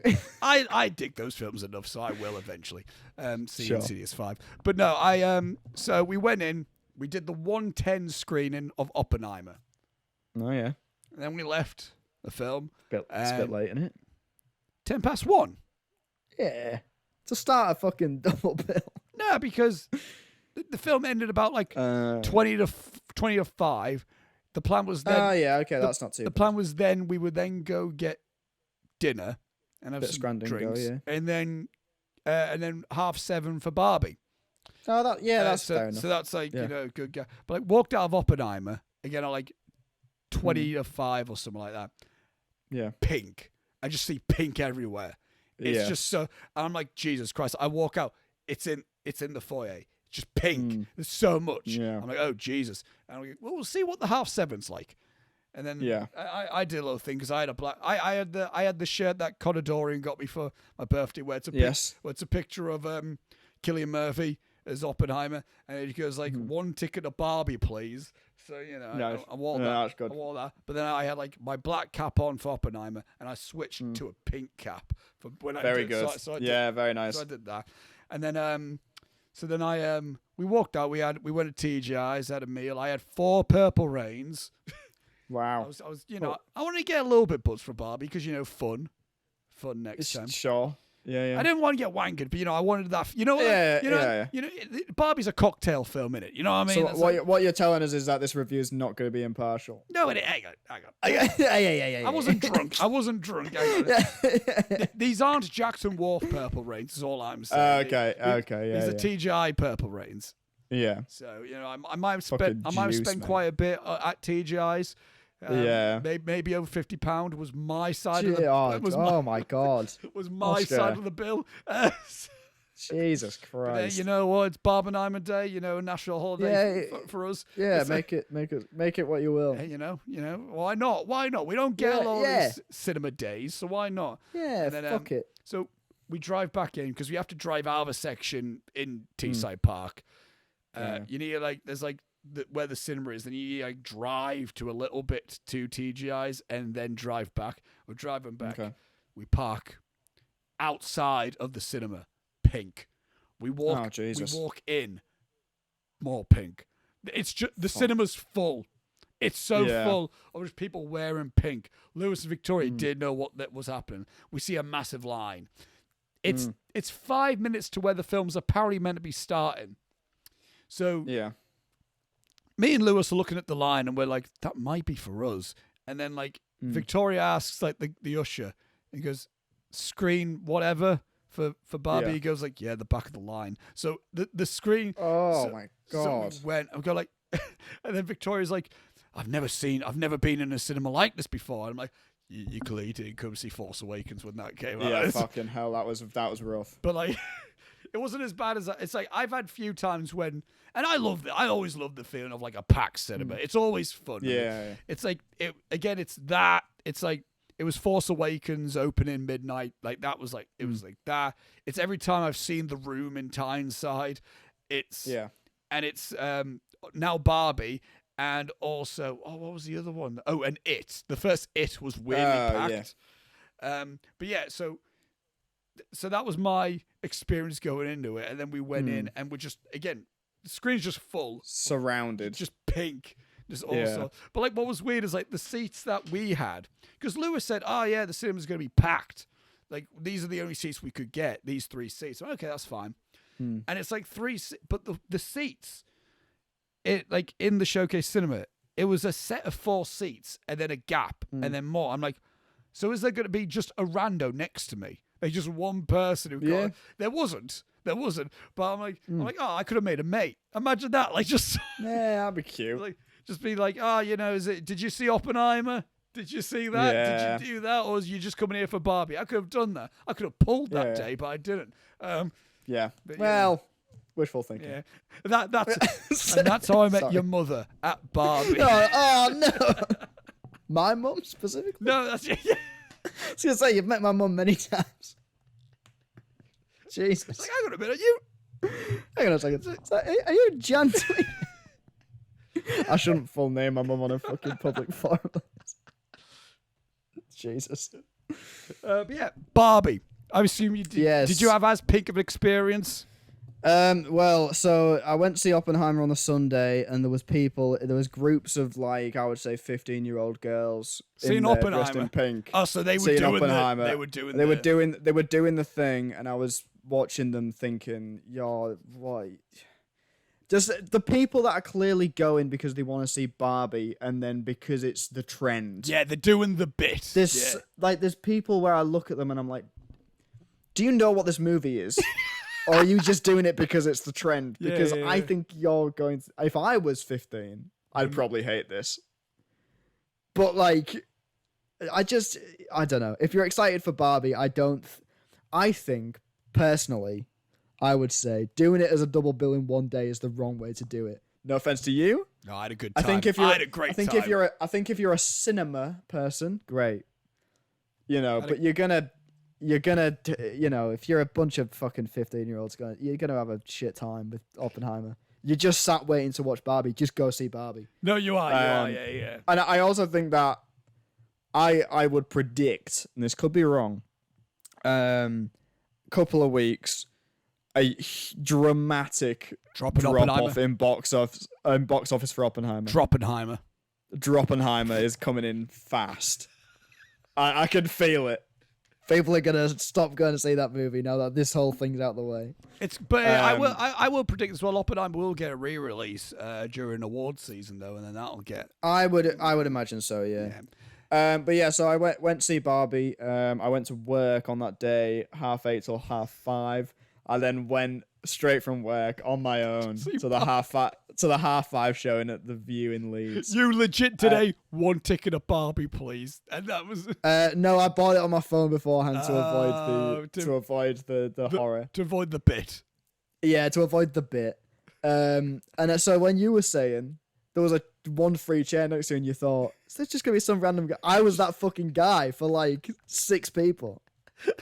There was a couple on my left, and there was like 4 women that had come see it together as like a girls' night. Yeah. All and then fun. just fucking me in the middle. So that was fun. I will say though, Okay. Are you going to talk about the film now? Yeah. Should I get on to my thoughts about the movie? Or do you want to go first? I need to do the rundown. Okay.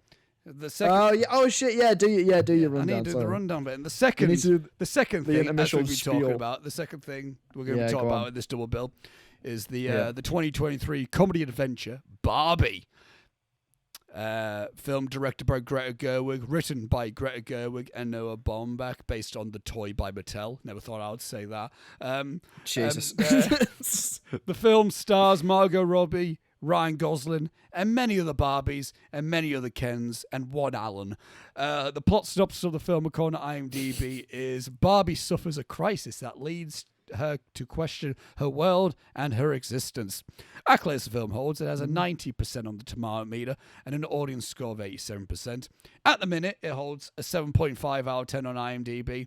And at the moment, it has a 4.2 out of 5 stars on Letterboxd, placing it at number 207 on their top 200 films all time. We'll wait till that'll eventually go down. Yeah. So, yeah, go on then. Go on, go. What's your Barbie adventure? Okay. So I saw this film. Yes, correct. I did. And okay. Were you excited? So this is for what it? I was. Go. Yes. Go. Well. Yeah. Let's do the backstory. When I first heard they were doing a Barbie film, was when it was going to be with Amy Schumer, which I thought, fuck, that sounds awful. No, thank you. It continues to sound awful. Because even when they recast it to Margot Robbie, I thought this sounds. Apparently, I learned. Apparently, there was someone in between Amy Schumer and Margot Robbie. What? Yeah, Anne Hathaway was apparently was going to be Barbie. I could see that. Yeah. Okay. Yeah. Cool. Yeah. But then, but yeah, I was like, sure, whatever. You know, make a movie about anything can be good. You know, the Lego movie's great. So sure. Yeah. And then I saw Greta Gerwig and Noah Baumbach were attached to this, and there was a bit of a, what's going on here? This is like fresh after Little Women and Marriage Story as well. Yeah, because these guys wouldn't just do a fucking studio movie. Yeah. I was wrong, but they in my head at the time. I'll wait for my opinions on this film. Right, so but I was thinking these guys wouldn't just do a studio movie.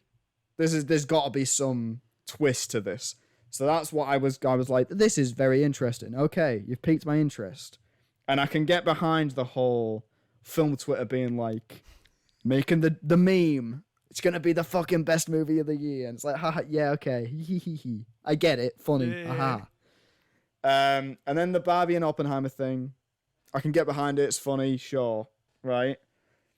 And I'm like, yeah, I'm excited about this. And then I hear that, the premise and multiple people are playing multiple Barbies and there's multiple Kens, and it's going to be, it appears to be something about femininity and patriarchy and that kind. And I'm like, that's very interesting. I can see the little twists that they're putting on it. Yeah, man, I'm into this. This could be really cool. And I saw the trailers, and I think it's been documented on here. We talked about it again on when we went through the films. Yeah, I didn't really like the look of the trailers that much. There's bits of it where it's clearly going to be it's good for a comedy, and it's the style of comedy that I don't like.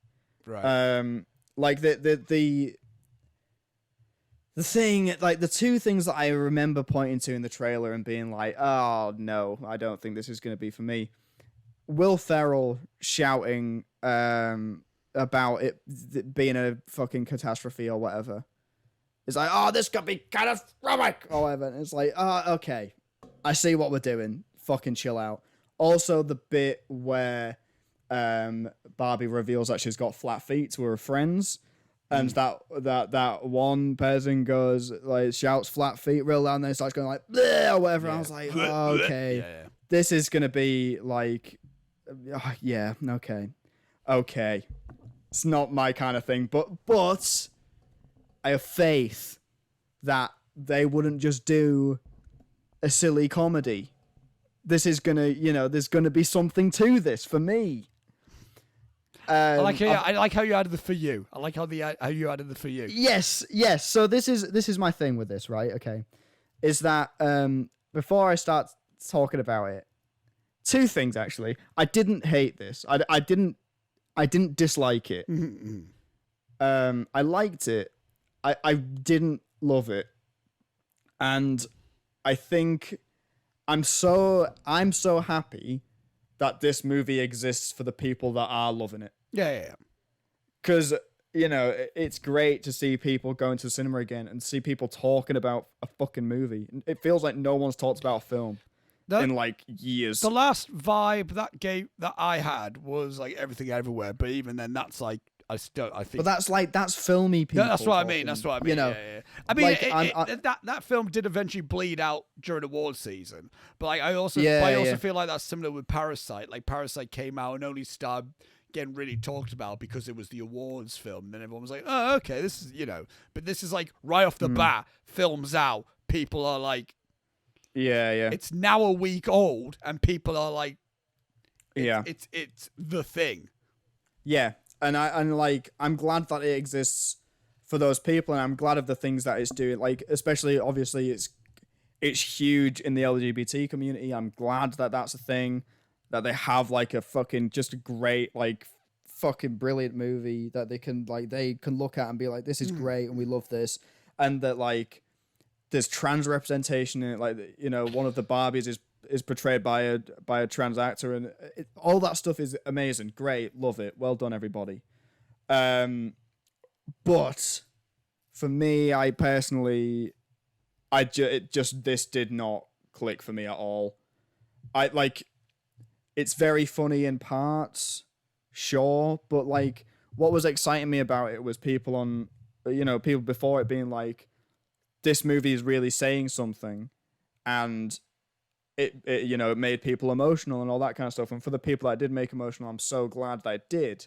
For me, it feels to me like Anchorman or like Zoolander or like Mean Girls. I know what you mean. I can't agree with it, but yeah, go on. Yeah, but it's just got an indie movie ending plonked on the end that like didn't feel earned at all for me. Okay. Like, I don't want to jump straight to the end, so I won't do that. But like the sudden thing of like, this is about learning what it means to be human and what it means to be a woman and all that stuff. The movie that was before that wasn't that movie. Not in the way that it portrays it at the end. Okay. It just felt like a bit of that from the moment that, Barbie suddenly at the end is like, I don't know who I am anymore. Felt so like, but why? And I don't want to jump straight to the end, but she decides to stay in the human world, right? But in the movie, she's in the Barbie land where everything's like a matriarchy and it's great and it's working and she's having a great time. Things start going wrong. She goes to the real world where she thinks that the Barbie dolls have influenced things so that world will be exactly the same and it'll be great and it's going to be amazing and everyone will love her. And she goes and it's a patriarchy and women are, as women are treated in the real world badly, right? And then Ken takes that information back to Barbie Land and turns Barbie Land into a patriarchy, which is very funny and makes for some very funny moments, right? And then it's resolved. It turns out,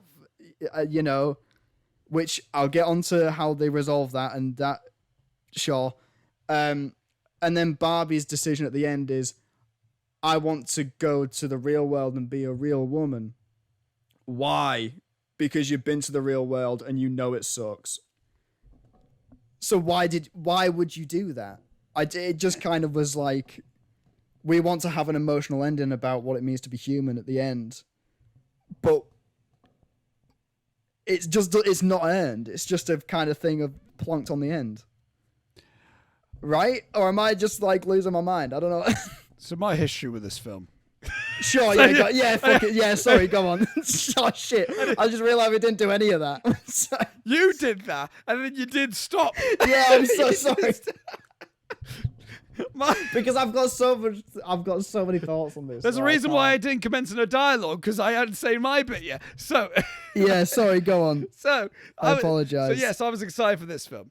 And my thing with this, similar thing to you, I remember hearing about Amy Schumer was going to be Barbie. Did not give one shit about it. Then I heard that Amy Schumer's out, Margot Robbie's in. Oh, that's better. And then I heard Greta Gerwig, Noah Baumbach are doing it. I'm like, excuse me? This got me excited. Yeah, what? This got me excited because I am, I don't know, I'm not sure if I would say I'm a Noah Baumbach fan because I haven't seen all his films. I fucking adore Marriage Story. The Squid and the Whale's also really good. Francis Ha, I love as well. And obviously he was a co-writer on a lot of my favourite Wes Anderson films. He co-wrote Fantastic Mr. Fox, for example. So, Noah Baumbach a lot, and obviously Greta Gerwig. Big fan of Greta Gerwig. Before this, the two films that she solely directed, because I know her directorial debut was technically a film that she co-directed with Joe Swanberg, I believe. Okay. But Lady Bird wasn't her directorial debut. It was her first film as a solo director, but I didn't know that. But I love Lady Bird, and I even loved Little Women even more. So to me, I was just always going to be excited with whatever Greta Gerwig was going to do next. Just so happened to be, it was going to be this Barbie film. So I'm like, well, I'm going to look forward to this then. I'll fucking wait and I'll buckle in and I'll see. And I remember saying to you that it's when we were talking about it in that video of when we were looking at the films and all that, I was saying to you, I was like, I have a feeling a lot of people are going to go in this film. No, I think I said to you, like, is there a danger of people are expecting this film to be something it never was going to be? Like in my opinion, I was like, I don't think this film is going to be the big, like, tentpole game changer of shaking the foundations of cinema. I think it's going to be a really good Barbie film that, it's going to have the Barbie property and it's going to do something really good with it. And in my opinion, I think it did exactly that, and I think that's why it's really good. So basically, my thing is like I'm in this camp of I love this film. I'm not sure if I disagree with things that you have said, and I do have slight counterpoints with it. But I also do think it also helps within my cinema experience with this. Again, as I said, did the whole like Barbenheimer thing, packed cinema, respectful cinema, but it was also so everyone just watched it, and whenever something funny happened, everyone laughed, and I had a good time watching it. So I've only seen this film in that environment. I'm not sure what it would be like if I were to have watched it by myself at my house, because obviously that hasn't happened yet. At the minute, I can only talk about what my experience that is. was the thing, actually. The crowd at mine weren't laughing all that much. Oh, really? Okay. Which probably doesn't help. No, yeah. But, like, obviously, like, there's been many times where me and Lewis have seen a film together that's been a comedy.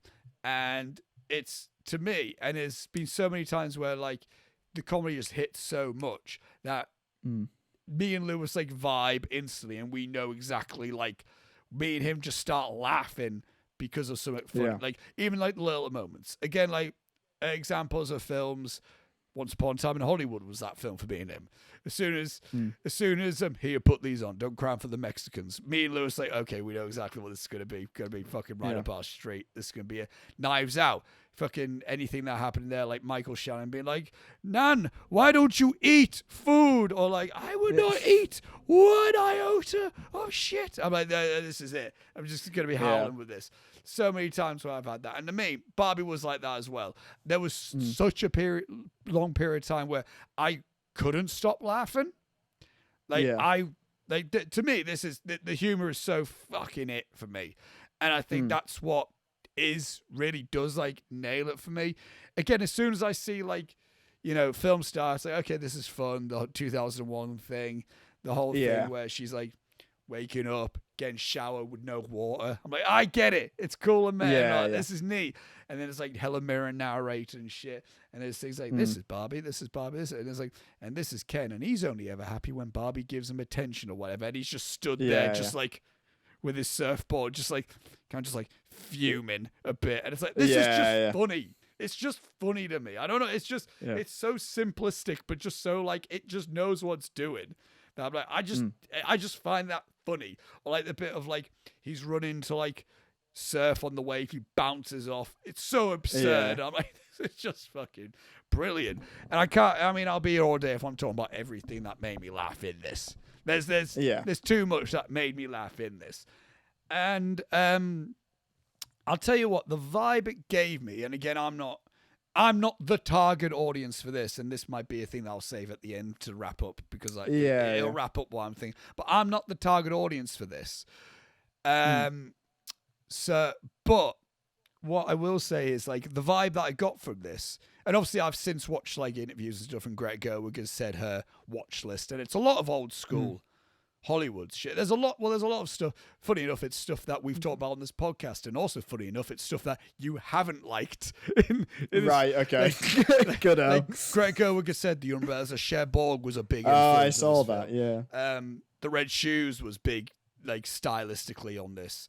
Was it Philadelphia Story? She had a big thing. She said the Philadelphia Story was big on this, specifically like Katharine Hepburn performance, and she was like, Margot, look at this. This is what Barbie should be. Type, So it's like, so there's a lot of things that I appreciated within that, but obviously the other vibe that I got from this, where it's like this film is such a feminine fan film in the sense of like in this way of like how I would watch, like, I think I've described it, like I could watch like a Bruce Lee film, like this is just cool, this is ticking every fucking box for me, and I'm just loving it. And I mean this film is that for a female audience, and it's and I fucking love that exists. To me, this is almost like the block. This has like a vibe of a 10 Things I Hear About You, but blockbuster. It's you know what I mean. It's like they got their big, you know what I mean? Like the girly girls have got their thing. Like we walked out of this film, and me and Lewis like, that was fucking great. Victoria was like, Oscar, you don't understand. I recognized every single toy reference in there, because she was a Barbie girl. She had all the costumes. She had the house. She knew that. I'm like, fucking excellent. You know what I mean? That's great. And I think, and the fact that like they have that as well as it, but it wrote me in as like the vibe in with the vibe, and we'll get to the themes and all that. Overall, I love this film, and it's a film that I will rewatch because I just had such a good time with it. So I would, and I will say though, I will be interested in how it plays for me when I'm just at home. You know what I mean? Like I will, because there has been times when I have loved a film in the cinema for this reason of the vibe, the atmosphere. It's funny. It feels like a good crowd thing. And then I'm like, I'll stick it on. It's on Netflix or whatever. And I'm like, I find it funny, but I'm not finding it as funny. So I'll be interested in that. But at this moment, fucking really dig it. Now let's have a dialogue about this. So this is kind of, so you make a good point there about, like, again, I don't want to make it sound like I fucking hated this, because I didn't. Don't worry, women, I'll stand up for you. And well, exactly. It's like, also, this isn't for me, so who fucking cares what I think? Like I'm just a fucking guy, right? Like this movie isn't for me. Yeah. Which, that's fine. This isn't Spider-Verse or anything. Well, exactly. It's like, I'm like I said earlier, I'm so glad that people are loving it, and that they have, like you're saying, like they have their fucking blockbuster. That's awesome. And what I did like about it is, like, some of the humor for me really did land. What were some of the things for you that, like, Ryan Gosling? Just anything he did, he's so good in this. He's fucking so funny in this. Like, probably his funniest role, I would say. That and Nice Guys, probably. Yeah, but he's so funny in this. If I was severely injured, I would beat you off right now. I'll beat you off. Okay. Say that. No. Oh no, that's not funny for me. To me. It's just. It's like what? It's like, what are we doing? Because it's fine. Because I get it. It sounds like I'm gonna beat you off. Yeah. Like I'm gonna wank you off. I get it. I get that. That's what it sounds like. But what is a beach off? We don't know and we never find out. No, but like, what is that? Right, I feel like we're going to fall into you're trying to find logic. You're trying to find logic. Like, we don't need to know what a beach off is. He says his job is beach. I don't need to know what beach involves. Yeah, no, I know. But it's just, I don't know. There's jokes like that in it which are like, it feels like a cheap joke. A lot of that is Will Ferrell at times, who I don't usually like in things anyway. He's hit or miss for me. He is hit or miss. And I felt like a lot of the time the cheap jokes were happening felt like he was ad-libbing on set. Right. Okay. Yeah. And they just kept some of it in, but like sometimes it feels like you're scraping the bottom of the barrel. There was the thing. So this is a thing at the end. So actually, yeah, I'll generally make this point. Will Ferrell and all those characters surrounding him that all work for Mattel, get rid of them.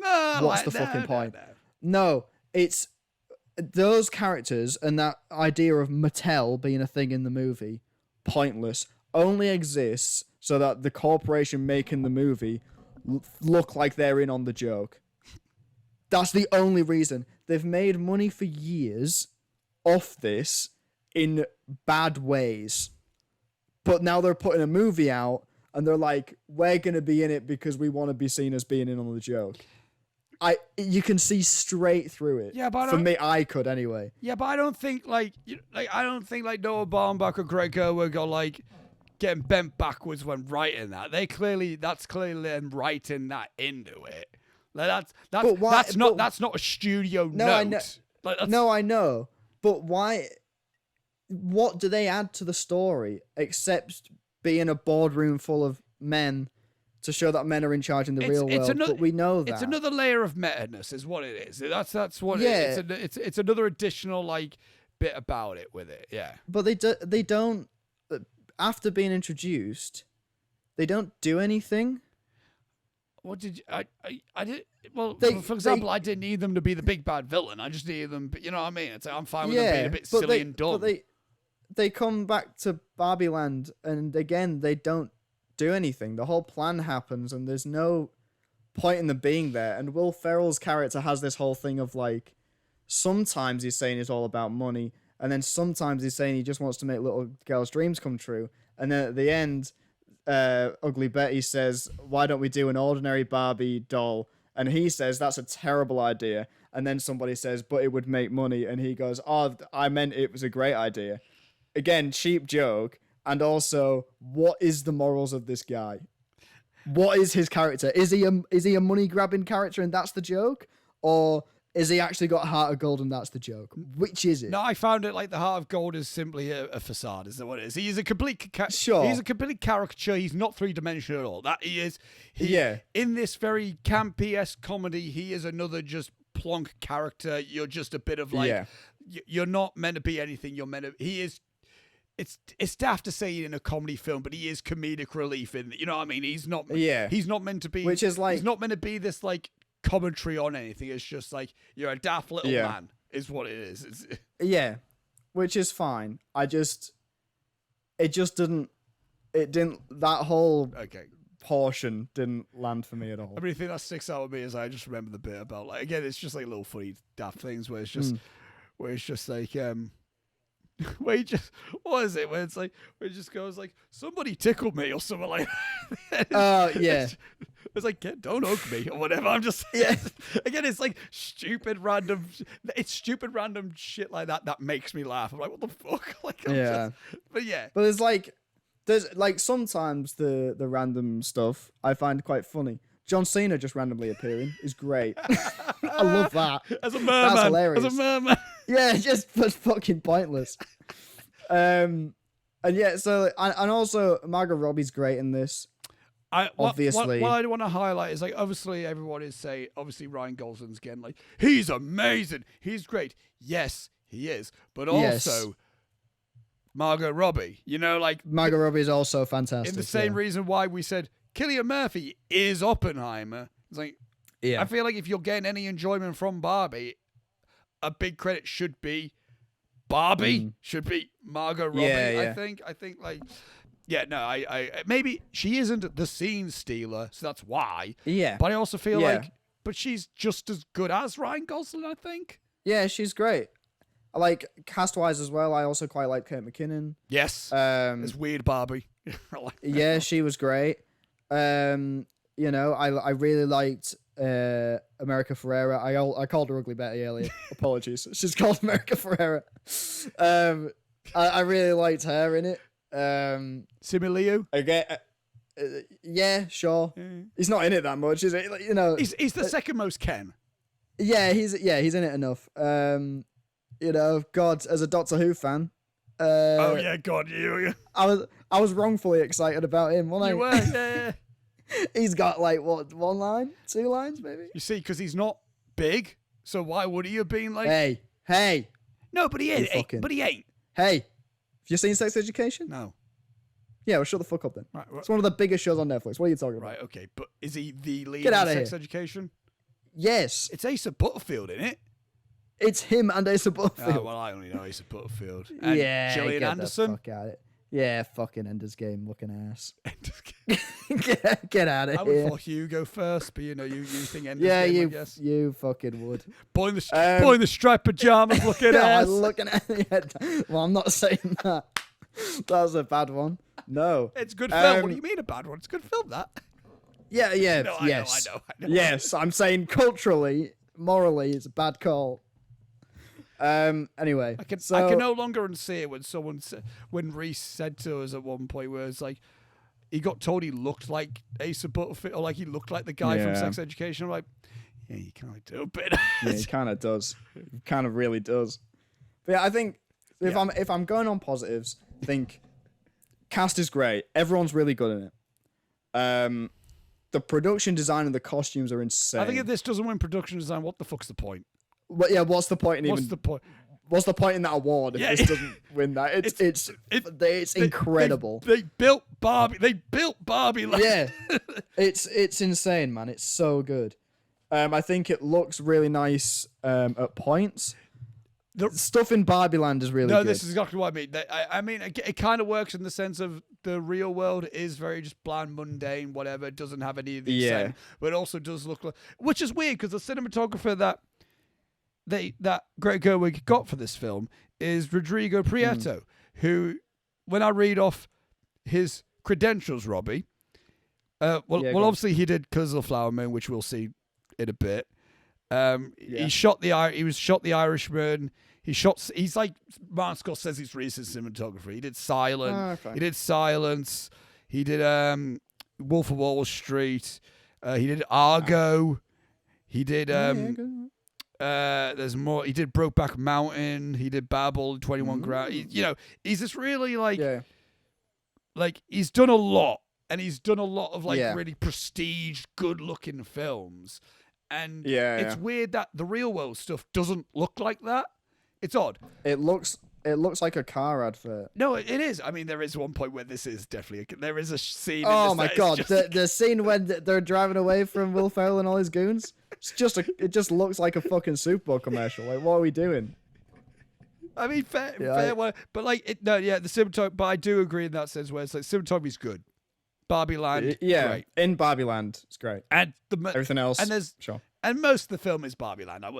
There is more Barbie Land than there is real world. Yes, and it nails it. And again, it's like we're talking about Oppenheimer being like they do a really old school filmmaking way, but they do it in modern. And it's like and the way in Barbie Land was shot was all soundstage, old movie sets and stuff. I'm like, they fucking nailed it. Like it's like it almost makes you think like why does in a world where we've had shit CGI, it's so just looking at you, Quantumania. Fuck me. Look at it. It's like maybe things could be like maybe studios can just do big sets now. Yeah. How about that? Please. How about that? Yeah. Like actually make things. Don't just rely on CGI. You know what I mean? Yeah. Just fucking do it. Yeah. I will say as well, another thing that I loved in this was the use of music. Yeah. Oh god. So there's a couple of things. The Lizzo song that plays when she wakes up twice, but with different lyrics, is so good. Yeah. excellent. And like the she's like spelling out pink, and on the second one she gets to K and she just says death. Yeah. It's not even like just not even something that starts with K. Great. And also on the first one, when she gets to K, she says cool. I guess, but like obviously you think she's gonna go K, Ken. Yeah. But you know, it's a very funny thing to be like, we're not thinking about Ken because nobody thinks about Ken. Good bit. I like it. Ken. So I'll get onto the musical sequence, but the thing before that, which I'd like our listeners to help me out with this, because you're not going to help me out. I imagine you don't have TikTok. You're 56 years old. You don't have TikTok. There's no fucking way. It took us over 2 hours for him to get to an old joke. This is amazing. Did it really? Holy shit. Oh, man. And what was it like to meet Oppenheimer in, there we go. Yeah, in real life? Yeah, there we go. Yeah. Fuck it, hell. Bet you were fucking pissed that Oppenheimer poisoned the apple you left for your teacher. Anyway, back to it. You know the bit where Barbie goes to Ken, they're enacting their plan to make all the Kens fight each other or whatever. And Barbie goes to Ken and he's like, I'm gonna play the guitar for you. Right? That bit, very funny. Guitar. Don't get the push song. Yes. Don't get me wrong. It's a very, very funny sequence. I've had 2 songs stuck in my head these last few days. One of them is Numb by Linkin Park, and the other one is I wanna push you around. Yeah. Insane. I wanna take you for granted. It's a very funny scene, but there was a group of people behind me singing along, laughing so hard, like it was the first joke they'd ever heard. Like they'd got 20 years into their life and someone told a joke for the first time ever, and they're like, "Holy shit, this is amazing." Am I missing something? Like, has this scene become a joke on TikTok, like an inside joke that I'm not in on? Because I was like, it's funny, but calm down. What are you doing? The push song. Just right. My why I found it funny, but I found it quite amusing. Is because it's a direct parody of like the old 2000s acoustic post-grunge like Creed, Nickelback. Like I found it funny because it was so my type of shit. So unless if they're big Creed fans and they were like howling, I don't know. And again, it's funny. Like it's funny because the lyrics, if you listen to them, are awful. They're horrendous. They're not good. The joke is it's a horrifically misogynistic song. It's like, I want to push you around. I want to take you for granted. It's But it's like it's bad. It's bad. Bad lyrics. Let me try and find the fucking.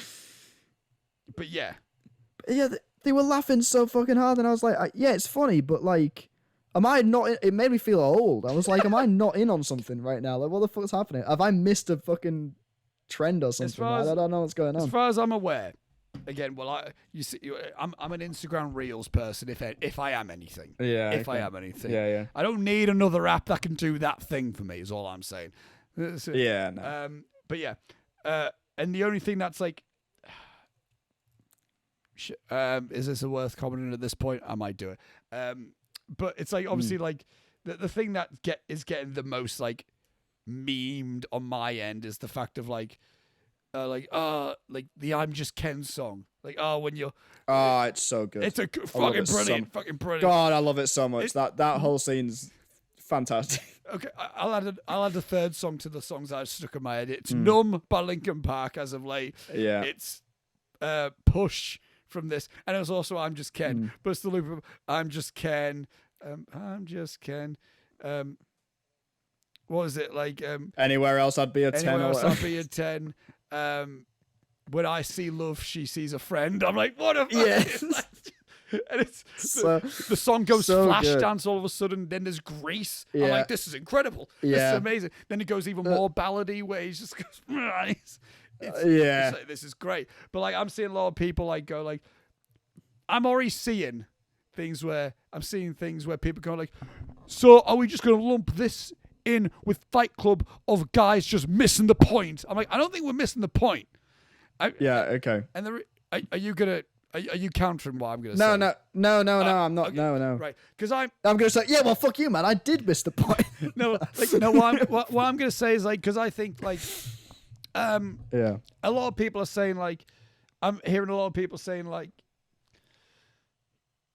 this. I'm trying to be careful with how I say this because I do love the film, but I also don't want to make it sound like that it's like I'm being anti-feminist because I'm really not. I'm just trying to make sure I'm not wording it like that. I'm seeing a lot of people saying like, being like, blokes are missing the point with Ken and they're idolizing Ken when they shouldn't be idolizing Ken. He's the villain. My factor with it is like, because I fucking loved Ken's arc in it, but my my argument with it's like, I'm not loving Ken because I'm like, yeah, what a fucking mint bloke this guy is. I love Ken and I love his arc is because it is such a thing where he's just really misguided and he's not doing things in a malicious way. And there's a lot of things where he's like, well, fucking, like, I feel like a bitch. And in the real world, men aren't bitches. So how about when I'm from, how about I become not a bitch? And but then he does it in the worst way. Yeah. Where he does really just like, see, men. What was it called? Men, Ken's Casa is Mojo Dojo Casa House. Yeah, Mojo Dojo Casa House. Like, you don't need to say all this. Yeah, but it just sounds cool. It doesn't just Mojo. It's just like, what the fuck? And it's just like, the thing is like, he puts on 2 sunglasses at this. It's just like, yeah, that's great. It's just like excellent. Yeah. It's just all amazing. It's like, but it's the point of it is like, again, I think it's all like, I love his story and I love Ken in the film, not because I'm that guy who's misinterpreting Fight Club or misinterpreting fucking American Psycho, but like, because it's like, I really like the arc of it in the sense like, yeah, blokes do go like that and they can be like, they can go, you know, they can be a bit fucking like, what's the word I'm thinking of? Incel. That's the word. Yeah. It's like, no, you need, and we can talk a bit more depth about it when we talk about the end, where it's like, no, it's like, you could just be Ken. You don't need to be Barbie and Ken. You could try to find your own identity that's not trying to get with a woman. Like, and which is what I really fucking like about it, which is where it hits like home for me in that regard.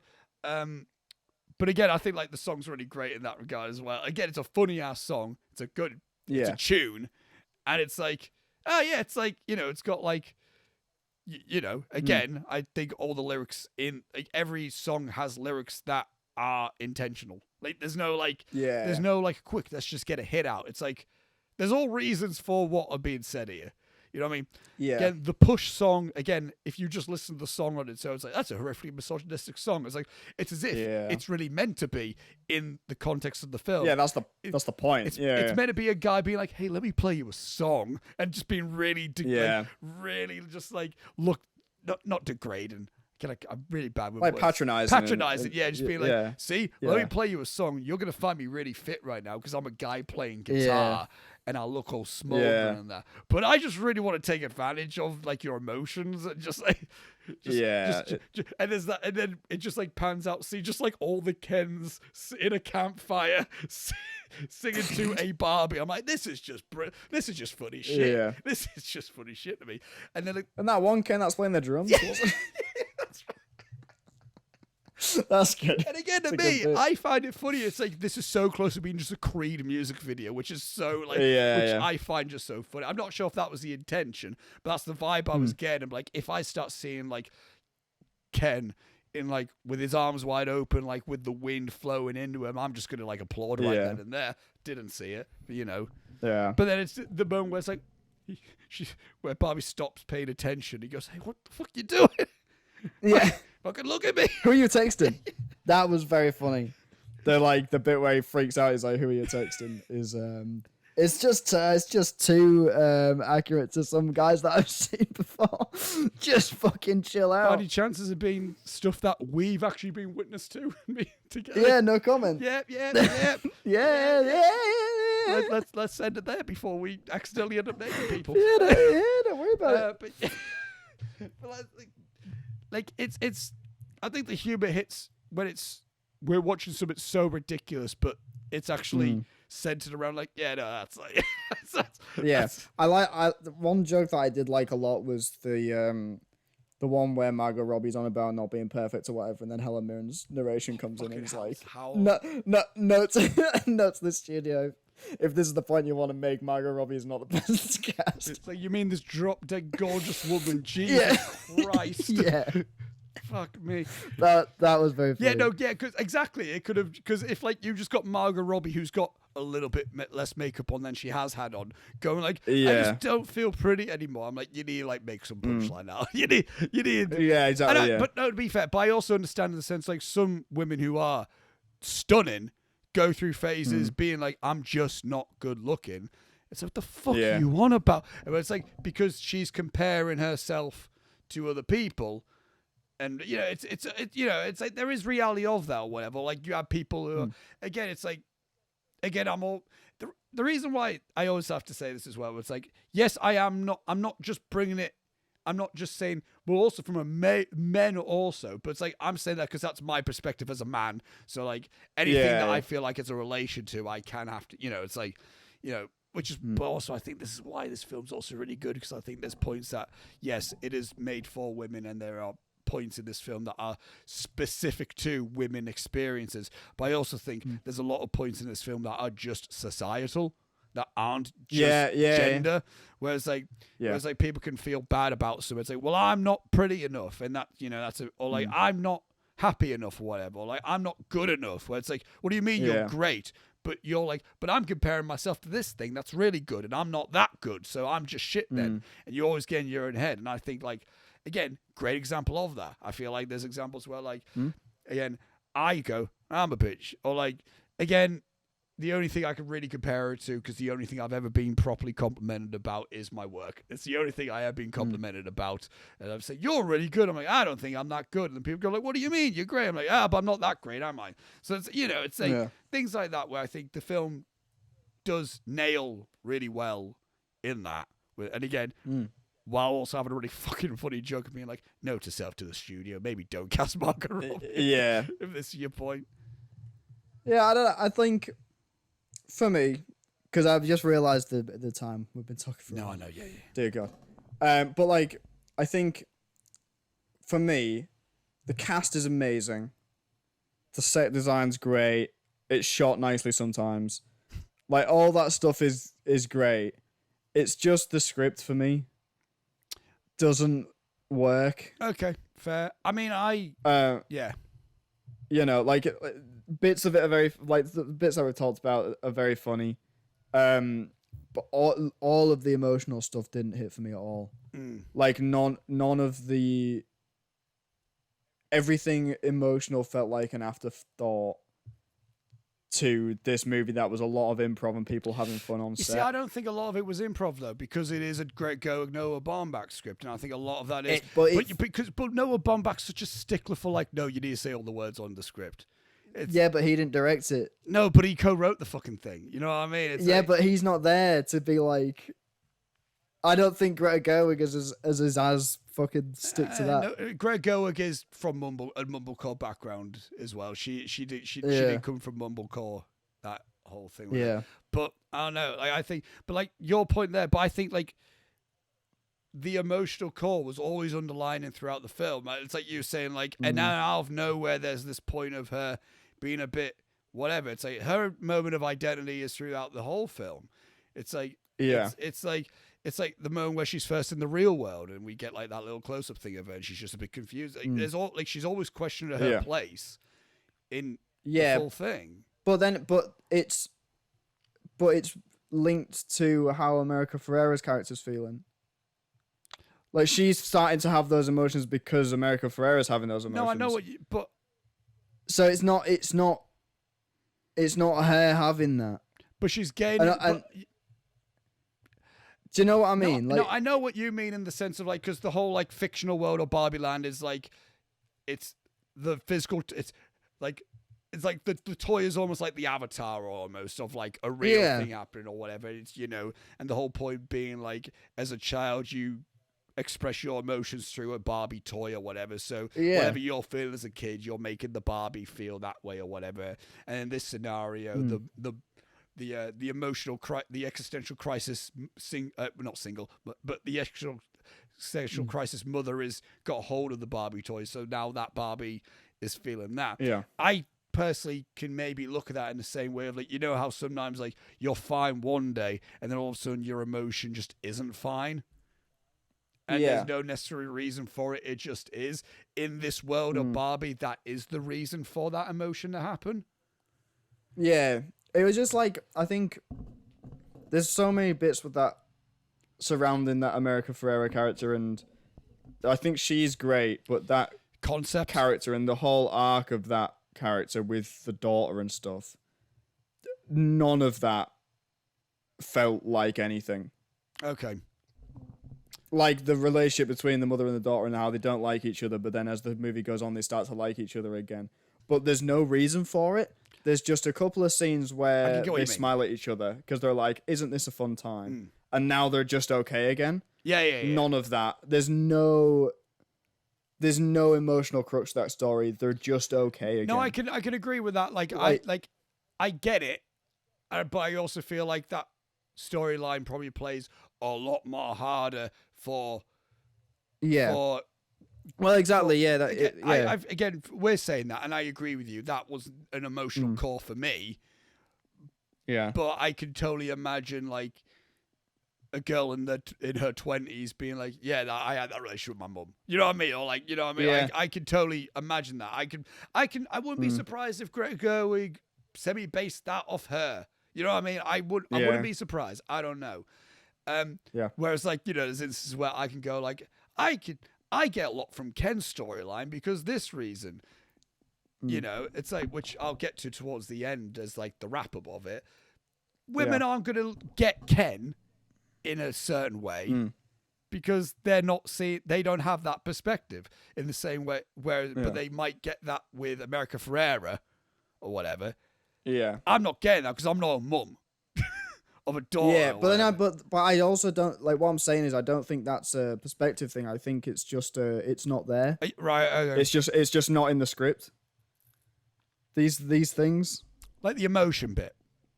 There's no like, you know, this mother-daughter relationship. There's no moment where they sit and talk about the relationship. Right, okay, I get what you mean. Like there's no bit where they attack their problems or it just happens. It kind of the moment kind of happens during the bit where Alan's trying to escape with them, but it is so kind of brushed over in the sense of like. But it's not like they don't learn anything. The little girl doesn't like Barbie dolls. Sure. Nothing changes with her because nothing happens with her in Barbie Land. It's all about Barbie and Ken and Ken and what he's done to Barbie Land. And then they're leaving in the car and the girl looks back to Barbie Land and says, we should go back. And that's supposed to be her arc that she's now accepted Barbies or whatever. Yeah. But there's no moment where that change happens. No, she just does. No, I can get that. I don't have an argument for that. I can even understand that. I can agree with that. Personally. I think this is the crux of my issue with this, and it's entirely down to me. You know, as these things often are, is that the amount that people have been talking about it, and the amount people are going, this is saying something, this really has a good emotional core, and blah blah blah blah blah blah.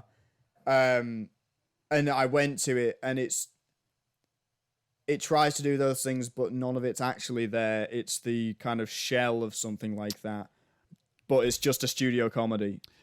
You see, I think that's... Which is fine, but it's not what people are selling it to be, if that makes sense. I think which is probably what impacted my viewing. No, that's fair. I can agree. Like, it's not like Eternal Sunshine of the Spotless Mind, and it's not like... Yeah, and it's... But I didn't expect it to be that. I just think...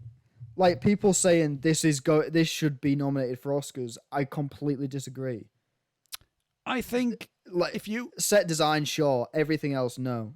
I mean, again, we need to wait to see what else award season holds, because at the minute I haven't seen it. Yeah. I can't, like, what, like the other films that would be applicable for so far this year.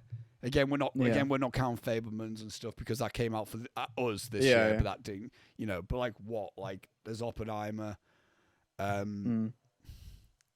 What else is there? That's like there'll be Scorsese's. No, but that's what I mean. There's films regardless of whether it's good or not. There's films coming at the minute. I think that is the favourite at the minute to win. It won't be, because that's always the case with films that could predicted this early on.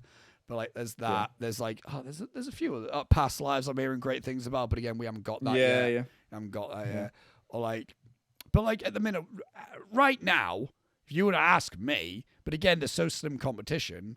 But what I would say is, at the moment, there isn't films that are deserving of Oscar nominations. Apart from The Oppenheimer. only film I can think of is Oppenheimer. Nothing else that I've seen this year deserves any Oscar nominations. This doesn't. Ryan Gosling's great in it, sure. He's not best supporting actor. It would be funny. I would like it. No. I would like it. No. If this film gets a Best Picture nom, either of the screenplay noms, Best Actors and all that kind of stuff noms, it's just evidence that the Academy just goes for what people like. And they'll go, people are going to be pissed off if we don't nominate this, so we should. Right. I'm going to, because I said this to Lewis, and I can see a world where this reality actually does become a thing. I can totally imagine, I'm not saying like this is a thing that I want to happen or like I'm rooting for, but I'm just saying I can imagine this being a reality that we see. At the minute, we're all looking at like, Oppenheimer, going to be like the awards film. Yeah, Killers of the Flower Moon, going to be the big awards film or whatever. There's other films that, Past Lives, that could be like, the little indie that could and all that.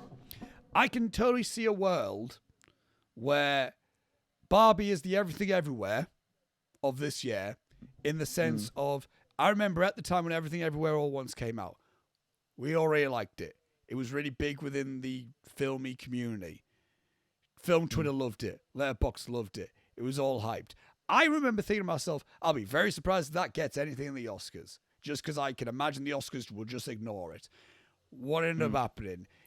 It then got towards award season. It got the hype re-emerged, and then Ke Quan started getting talked about as like a legit contender for winning of supporting actor.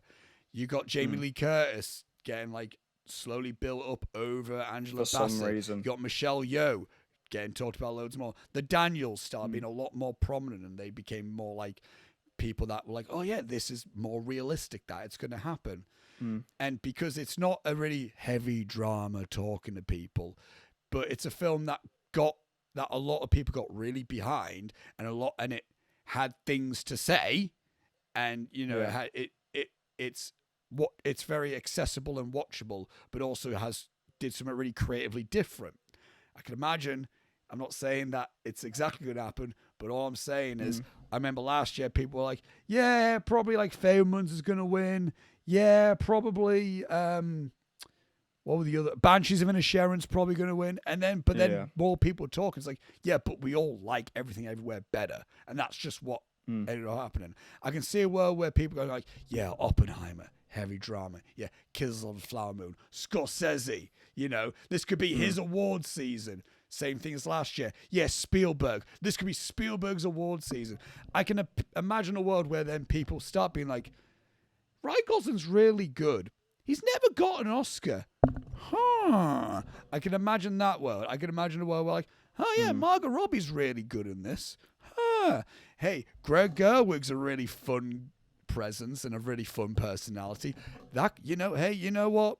It's got the message in terms of like feminine power and all that. It's a film everyone likes. It's creatively different than anything else that's coming out. I can see a world where Barbie ends up sweeping the award season. Do I see it now? No, I don't. But would I be surprised if it happens in 6 months? If not even in 6 months' time, if in like 5 months' time we're looking at like, no, it will be about 6 months when award season's happening.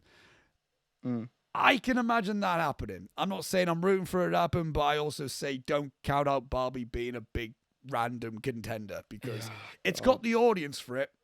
It does. And I also wouldn't be surprised if it becomes the highest grossing film of the year. It probably will. Well, Mario came out, so probably not. But it will beat Mario. It won't, not with the fucking Japanese audience. No, I don't know. I do think there's no way. It's still that's still the highest grossing film of the year as of so far. Yeah, a bit over $1 billion, but I also think like, okay, I'll put the bet now. I think Barbie's going to beat Mario by the end of this year, box office wise. Okay. I'll say Mario. I won't say necessarily highest grossing film of the year, but I do think Barbie is going to be there. But anyway, but yes, I guess to wrap up the points with it. Yeah. From my point of view, I say like to me, Greta Gerwig's like one of my favorite directors going right now.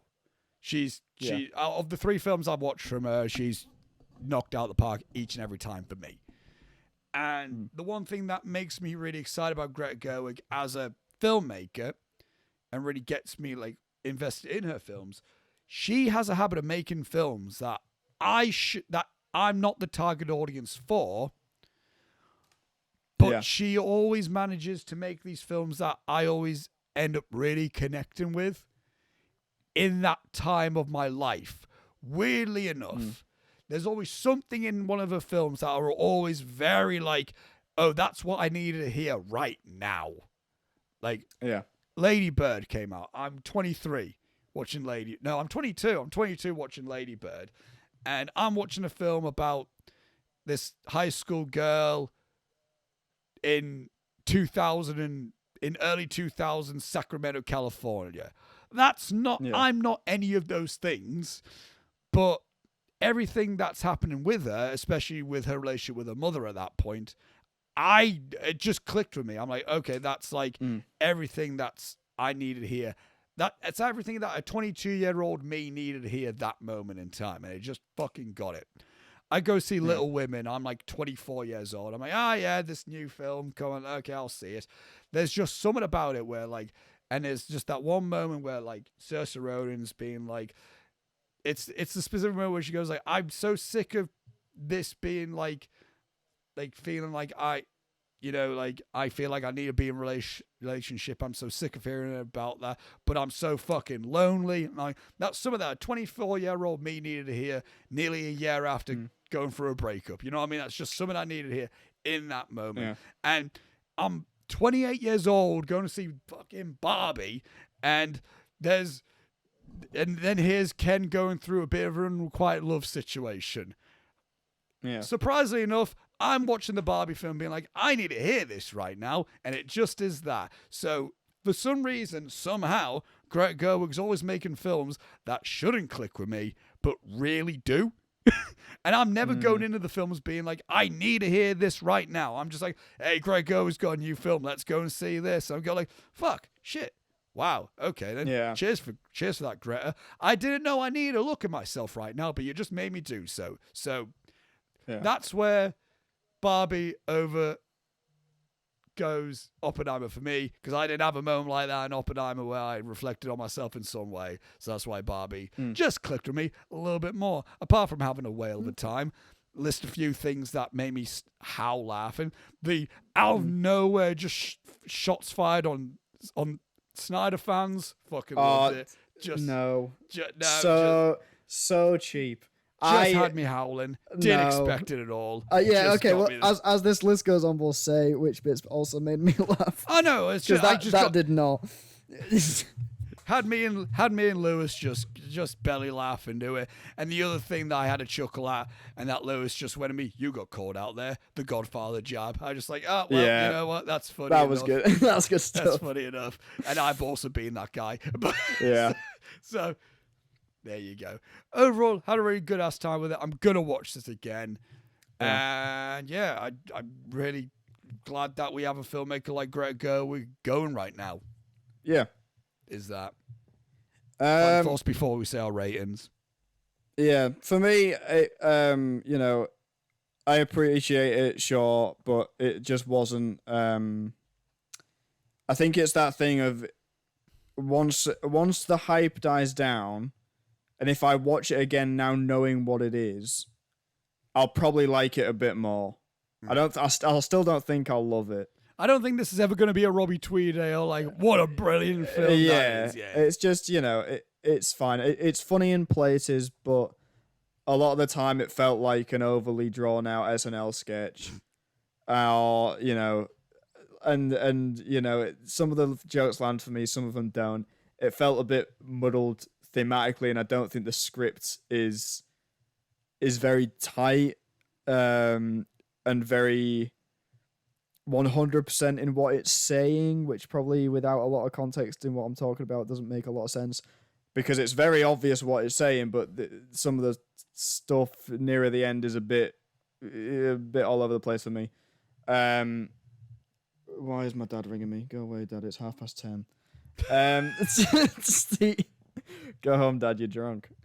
I've got so yeah. Overall, it was okay. It's absolutely fine. I don't not like it. I don't like it. It's okay. It's fine. I've seen it. It's okay. Everyone shut up about it. And the Robbie Tweedale rating of this is 3 stars. It's a 4.5 for me. It's a 4.5 to do with Fidget. 6 out of 10. It's okay. It's all right.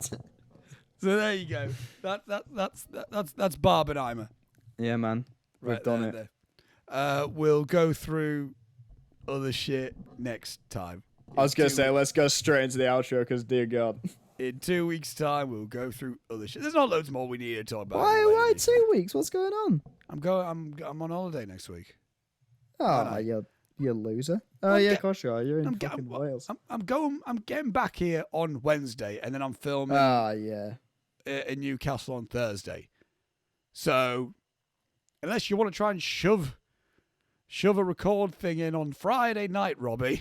Absolutely not. I'd rather not, if I'm being honest. I want to keep my Friday night for what it's for. Wanking and crying.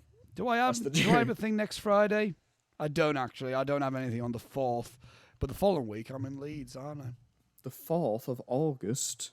Yeah, we're not doing it, but I'm going to check anyway. I also don't have anything on that Friday, but we're not doing that. I don't want to fucking record on a Friday, Robbie. No, we're not doing that. Well, because then I'll have to edit. Mate, I'm that not saying night. I'm just saying the point. I'm just saying the point. I'm telling you, no, we're not doing it. Oh, do you want to hear something shit before we wrap up completely? Yeah, go on. So I'll keep this very brief. Secret Invasion, yeah. Still haven't watched any of it. But I watched the first 2 episodes and I thought it was not very good, and I was like, I'll wait until this is all out. Finale came out today. Haven't watched it. What I have seen is that at some point in the show it's revealed that Rhodey, Don Cheadle, is a Skrull. It's a shape-shifting alien, right? And he's a baddie. And it's like, well, that's cool because it gives Don Cheadle something to do. But they didn't reveal when he got swapped out. In the finale, he wakes up from when he was taken, yeah? He's in a fucking hospital gown because it's during fucking Civil War when he fell out of the sky. He's been a fucking alien since Civil War. That's shit. His best friend died in Avengers Endgame, and it was real emotional. But you're telling me that was a fucking alien? That wasn't even him. What the fuck is that? What are you doing? What the fuck? When he makes that joke in Endgame where he's like, why don't we go back in time to baby Thanos and just fucking wring his neck? That's an alien, apparently, making that joke, is it? Good-o. You know, when he, they're the whole thing with the Skrulls is that they're, refugees and they're upset because they've not got a planet anymore. And he got access to time travel. He didn't go back in time and maybe, find his people a home planet. What? What? What a fucking stupid plotline that's completely not thought out with anything. So now Rhodey, when he wakes up, is going to find out, A, half of the people in the world got snapped out of existence. B, his best friend's dead. What? What? What a crock of shit. Anyway, outro. See, this is why I like to watch good films, Robbie, and not the Marvel Cinematic Universe. Yeah, well, sometimes it's good. It hasn't been good for a while. Yeah, well. Guardians. Guardians is great. They're barely a part of that universe. They still are. No, they are. No, I will admit, but they're so far removed from everything else that's happened. Yeah. Yeah. So a few things are out by now, apart from the new A24 horror film called Talk to Me. Looking forward to that. Oh yeah, directed by YouTubers. Yeah, looks really good. And also Raka. Yeah. But also on that day as well. This would have been obviously this is out by this point, but obviously the Memories music video is out and the song for for Thrones, Lewis's band, and I did a music video for it that starred Connor James Dorian and Joseph Caslin. Go and watch it. I don't know, it'll be on my Instagram somewhere. But yeah, go for that. I was going to say something. Oh yeah, watch Mission Impossible: Dead Reckoning Part 1 as well, everyone. Really good. Go see it. That movie also exists. People really should go good. See it. So, because I made the point, being like how I said to you when we were talking about Dial of Destiny, how I originally thought I thought maybe Dial of Destiny had the possibility of being the Top Gun Maverick of this year in the sense of why didn't I think to myself being like, no, yeah, Mission Impossible: Dead Reckoning Part 1 was going to be the Top Gun Maverick of this year. Yeah, because it is, but it's not making as much money. Fuck, go and watch it. Put out at a bad time. Really bad time. Why has Paramount done this with both of their big films this year? Because Dungeons and Dragons also came out the same weekend as Guardians of the Galaxy 3. Yeah, but no one was going to see Dungeons and Dragons. But they would have done, because it's fucking good. And I would never have watched it. On good word of mouth, I think you would have done. I wouldn't have done. I would have never seen that film. Well, it's good and you should watch it. No, the trailer that I've seen of it is like, oh yeah, look at all this cheap-looking CGI. That's fun. Look at all this stuff that I'm meant to be laughing at, but I won't laugh at. Wow. Oh look, is Hugh Grant funny there? Maybe. Wow. Oh, Chris Pine. And you think fucking Beat You Off is peak comedy. Yeah, it's funny. You make me fucking sick. Hey, I'll beat you off anytime, Robbie. Shut the fuck up. But we're just a couple of Kens and one Alan. Who's the Alan? Probably me. You're definitely Alan. It's probably me, innit? Get me the fuck out of here. I'm one of the girls, mate. Are you a Barbie? No. But Alan's one of the girls, and I appreciate that about him. Yeah. He's in with the ladies, In the world where you can either be a Barbie, a Ken, or an Alan. You go or a up, midge, or a midge. You go up and you'll go like, "Hello, yes, I'll be a J. Robert Oppenheimer. Thank you very much." Yes, please. Yes, please. I will be a J. Robert Oppenheimer any day. I will be a Strauss, please. I'll be a Lewis or whatever the fuck he was called, Strauss. I'll be a Matt Damon, not his character in the film. Just the guy. I'll be Will Hunting. Oh my god, yes. Anyway, thank you all for watching this. Thanks for watching this Barbenheimer special. The next one in 2 weeks' time will be on Come and See, as I already said the last emphasis time. on the come. Sorry. You can cut that out. I'm sorry. Robbie forgets that. I don't like cutting things out, and I already noted one thing down that I need to cut. Do you remember when about that was that I said I need to cut it? Oh, it was towards the beginning. I have no fucking idea. We've been recording for 3 hours. It was towards the beginning. It was that time when I said that you came up to me at Idols and then you asked me if I had a... yeah. And then... yeah, so, well, you had to cut this out as well now. I'm not cutting that bit out. I didn't say it. Cut that bit out. Yeah, but it's heavily implied. What? You don't need to say anything because I didn't say anything. You came up and asked me for a... key of cocaine. It's a Kiev then. You asked me for a chicken Kiev. Yeah, I've got one in my back pocket, mate. Don't you worry about it. Anyway. Yeah. Oscar, have you got a tab? So I mean, you could have asked me for anything. Yeah, it could be anything. Have I got a $5? Have I got a... Yeah. Anyway. Thank you. Anyway, Come and See is going to be on in 2 weeks' time. As Robbie said, emphasis on the come, apparently. Yeah, very... Shit. He said it twice now. I mean, it means it's definitely not going. No, all right. You see, Robbie, it's what you like in a film. It's called a callback. You remember that one thing you said about that guy offered Oppenheimer some oranges, and then later he offered him some oranges, and you're like, that's why you like cinema. You looked up. Yeah, and that's what movie's all about. See, I just did that when I referenced the fact you said come, and then yeah, very good. Thank you all for watching. What did you think of Oppenheimer and Barbie? Did you do the Barbenheimer experience? If you did, which one were you? Were you an Oppen or were you a Barb? What an awful thing to say. Anyway. all my Broenheimers, where you at? Oh, fucking hell. Sign us off, Robbie. Oppenheimer was better.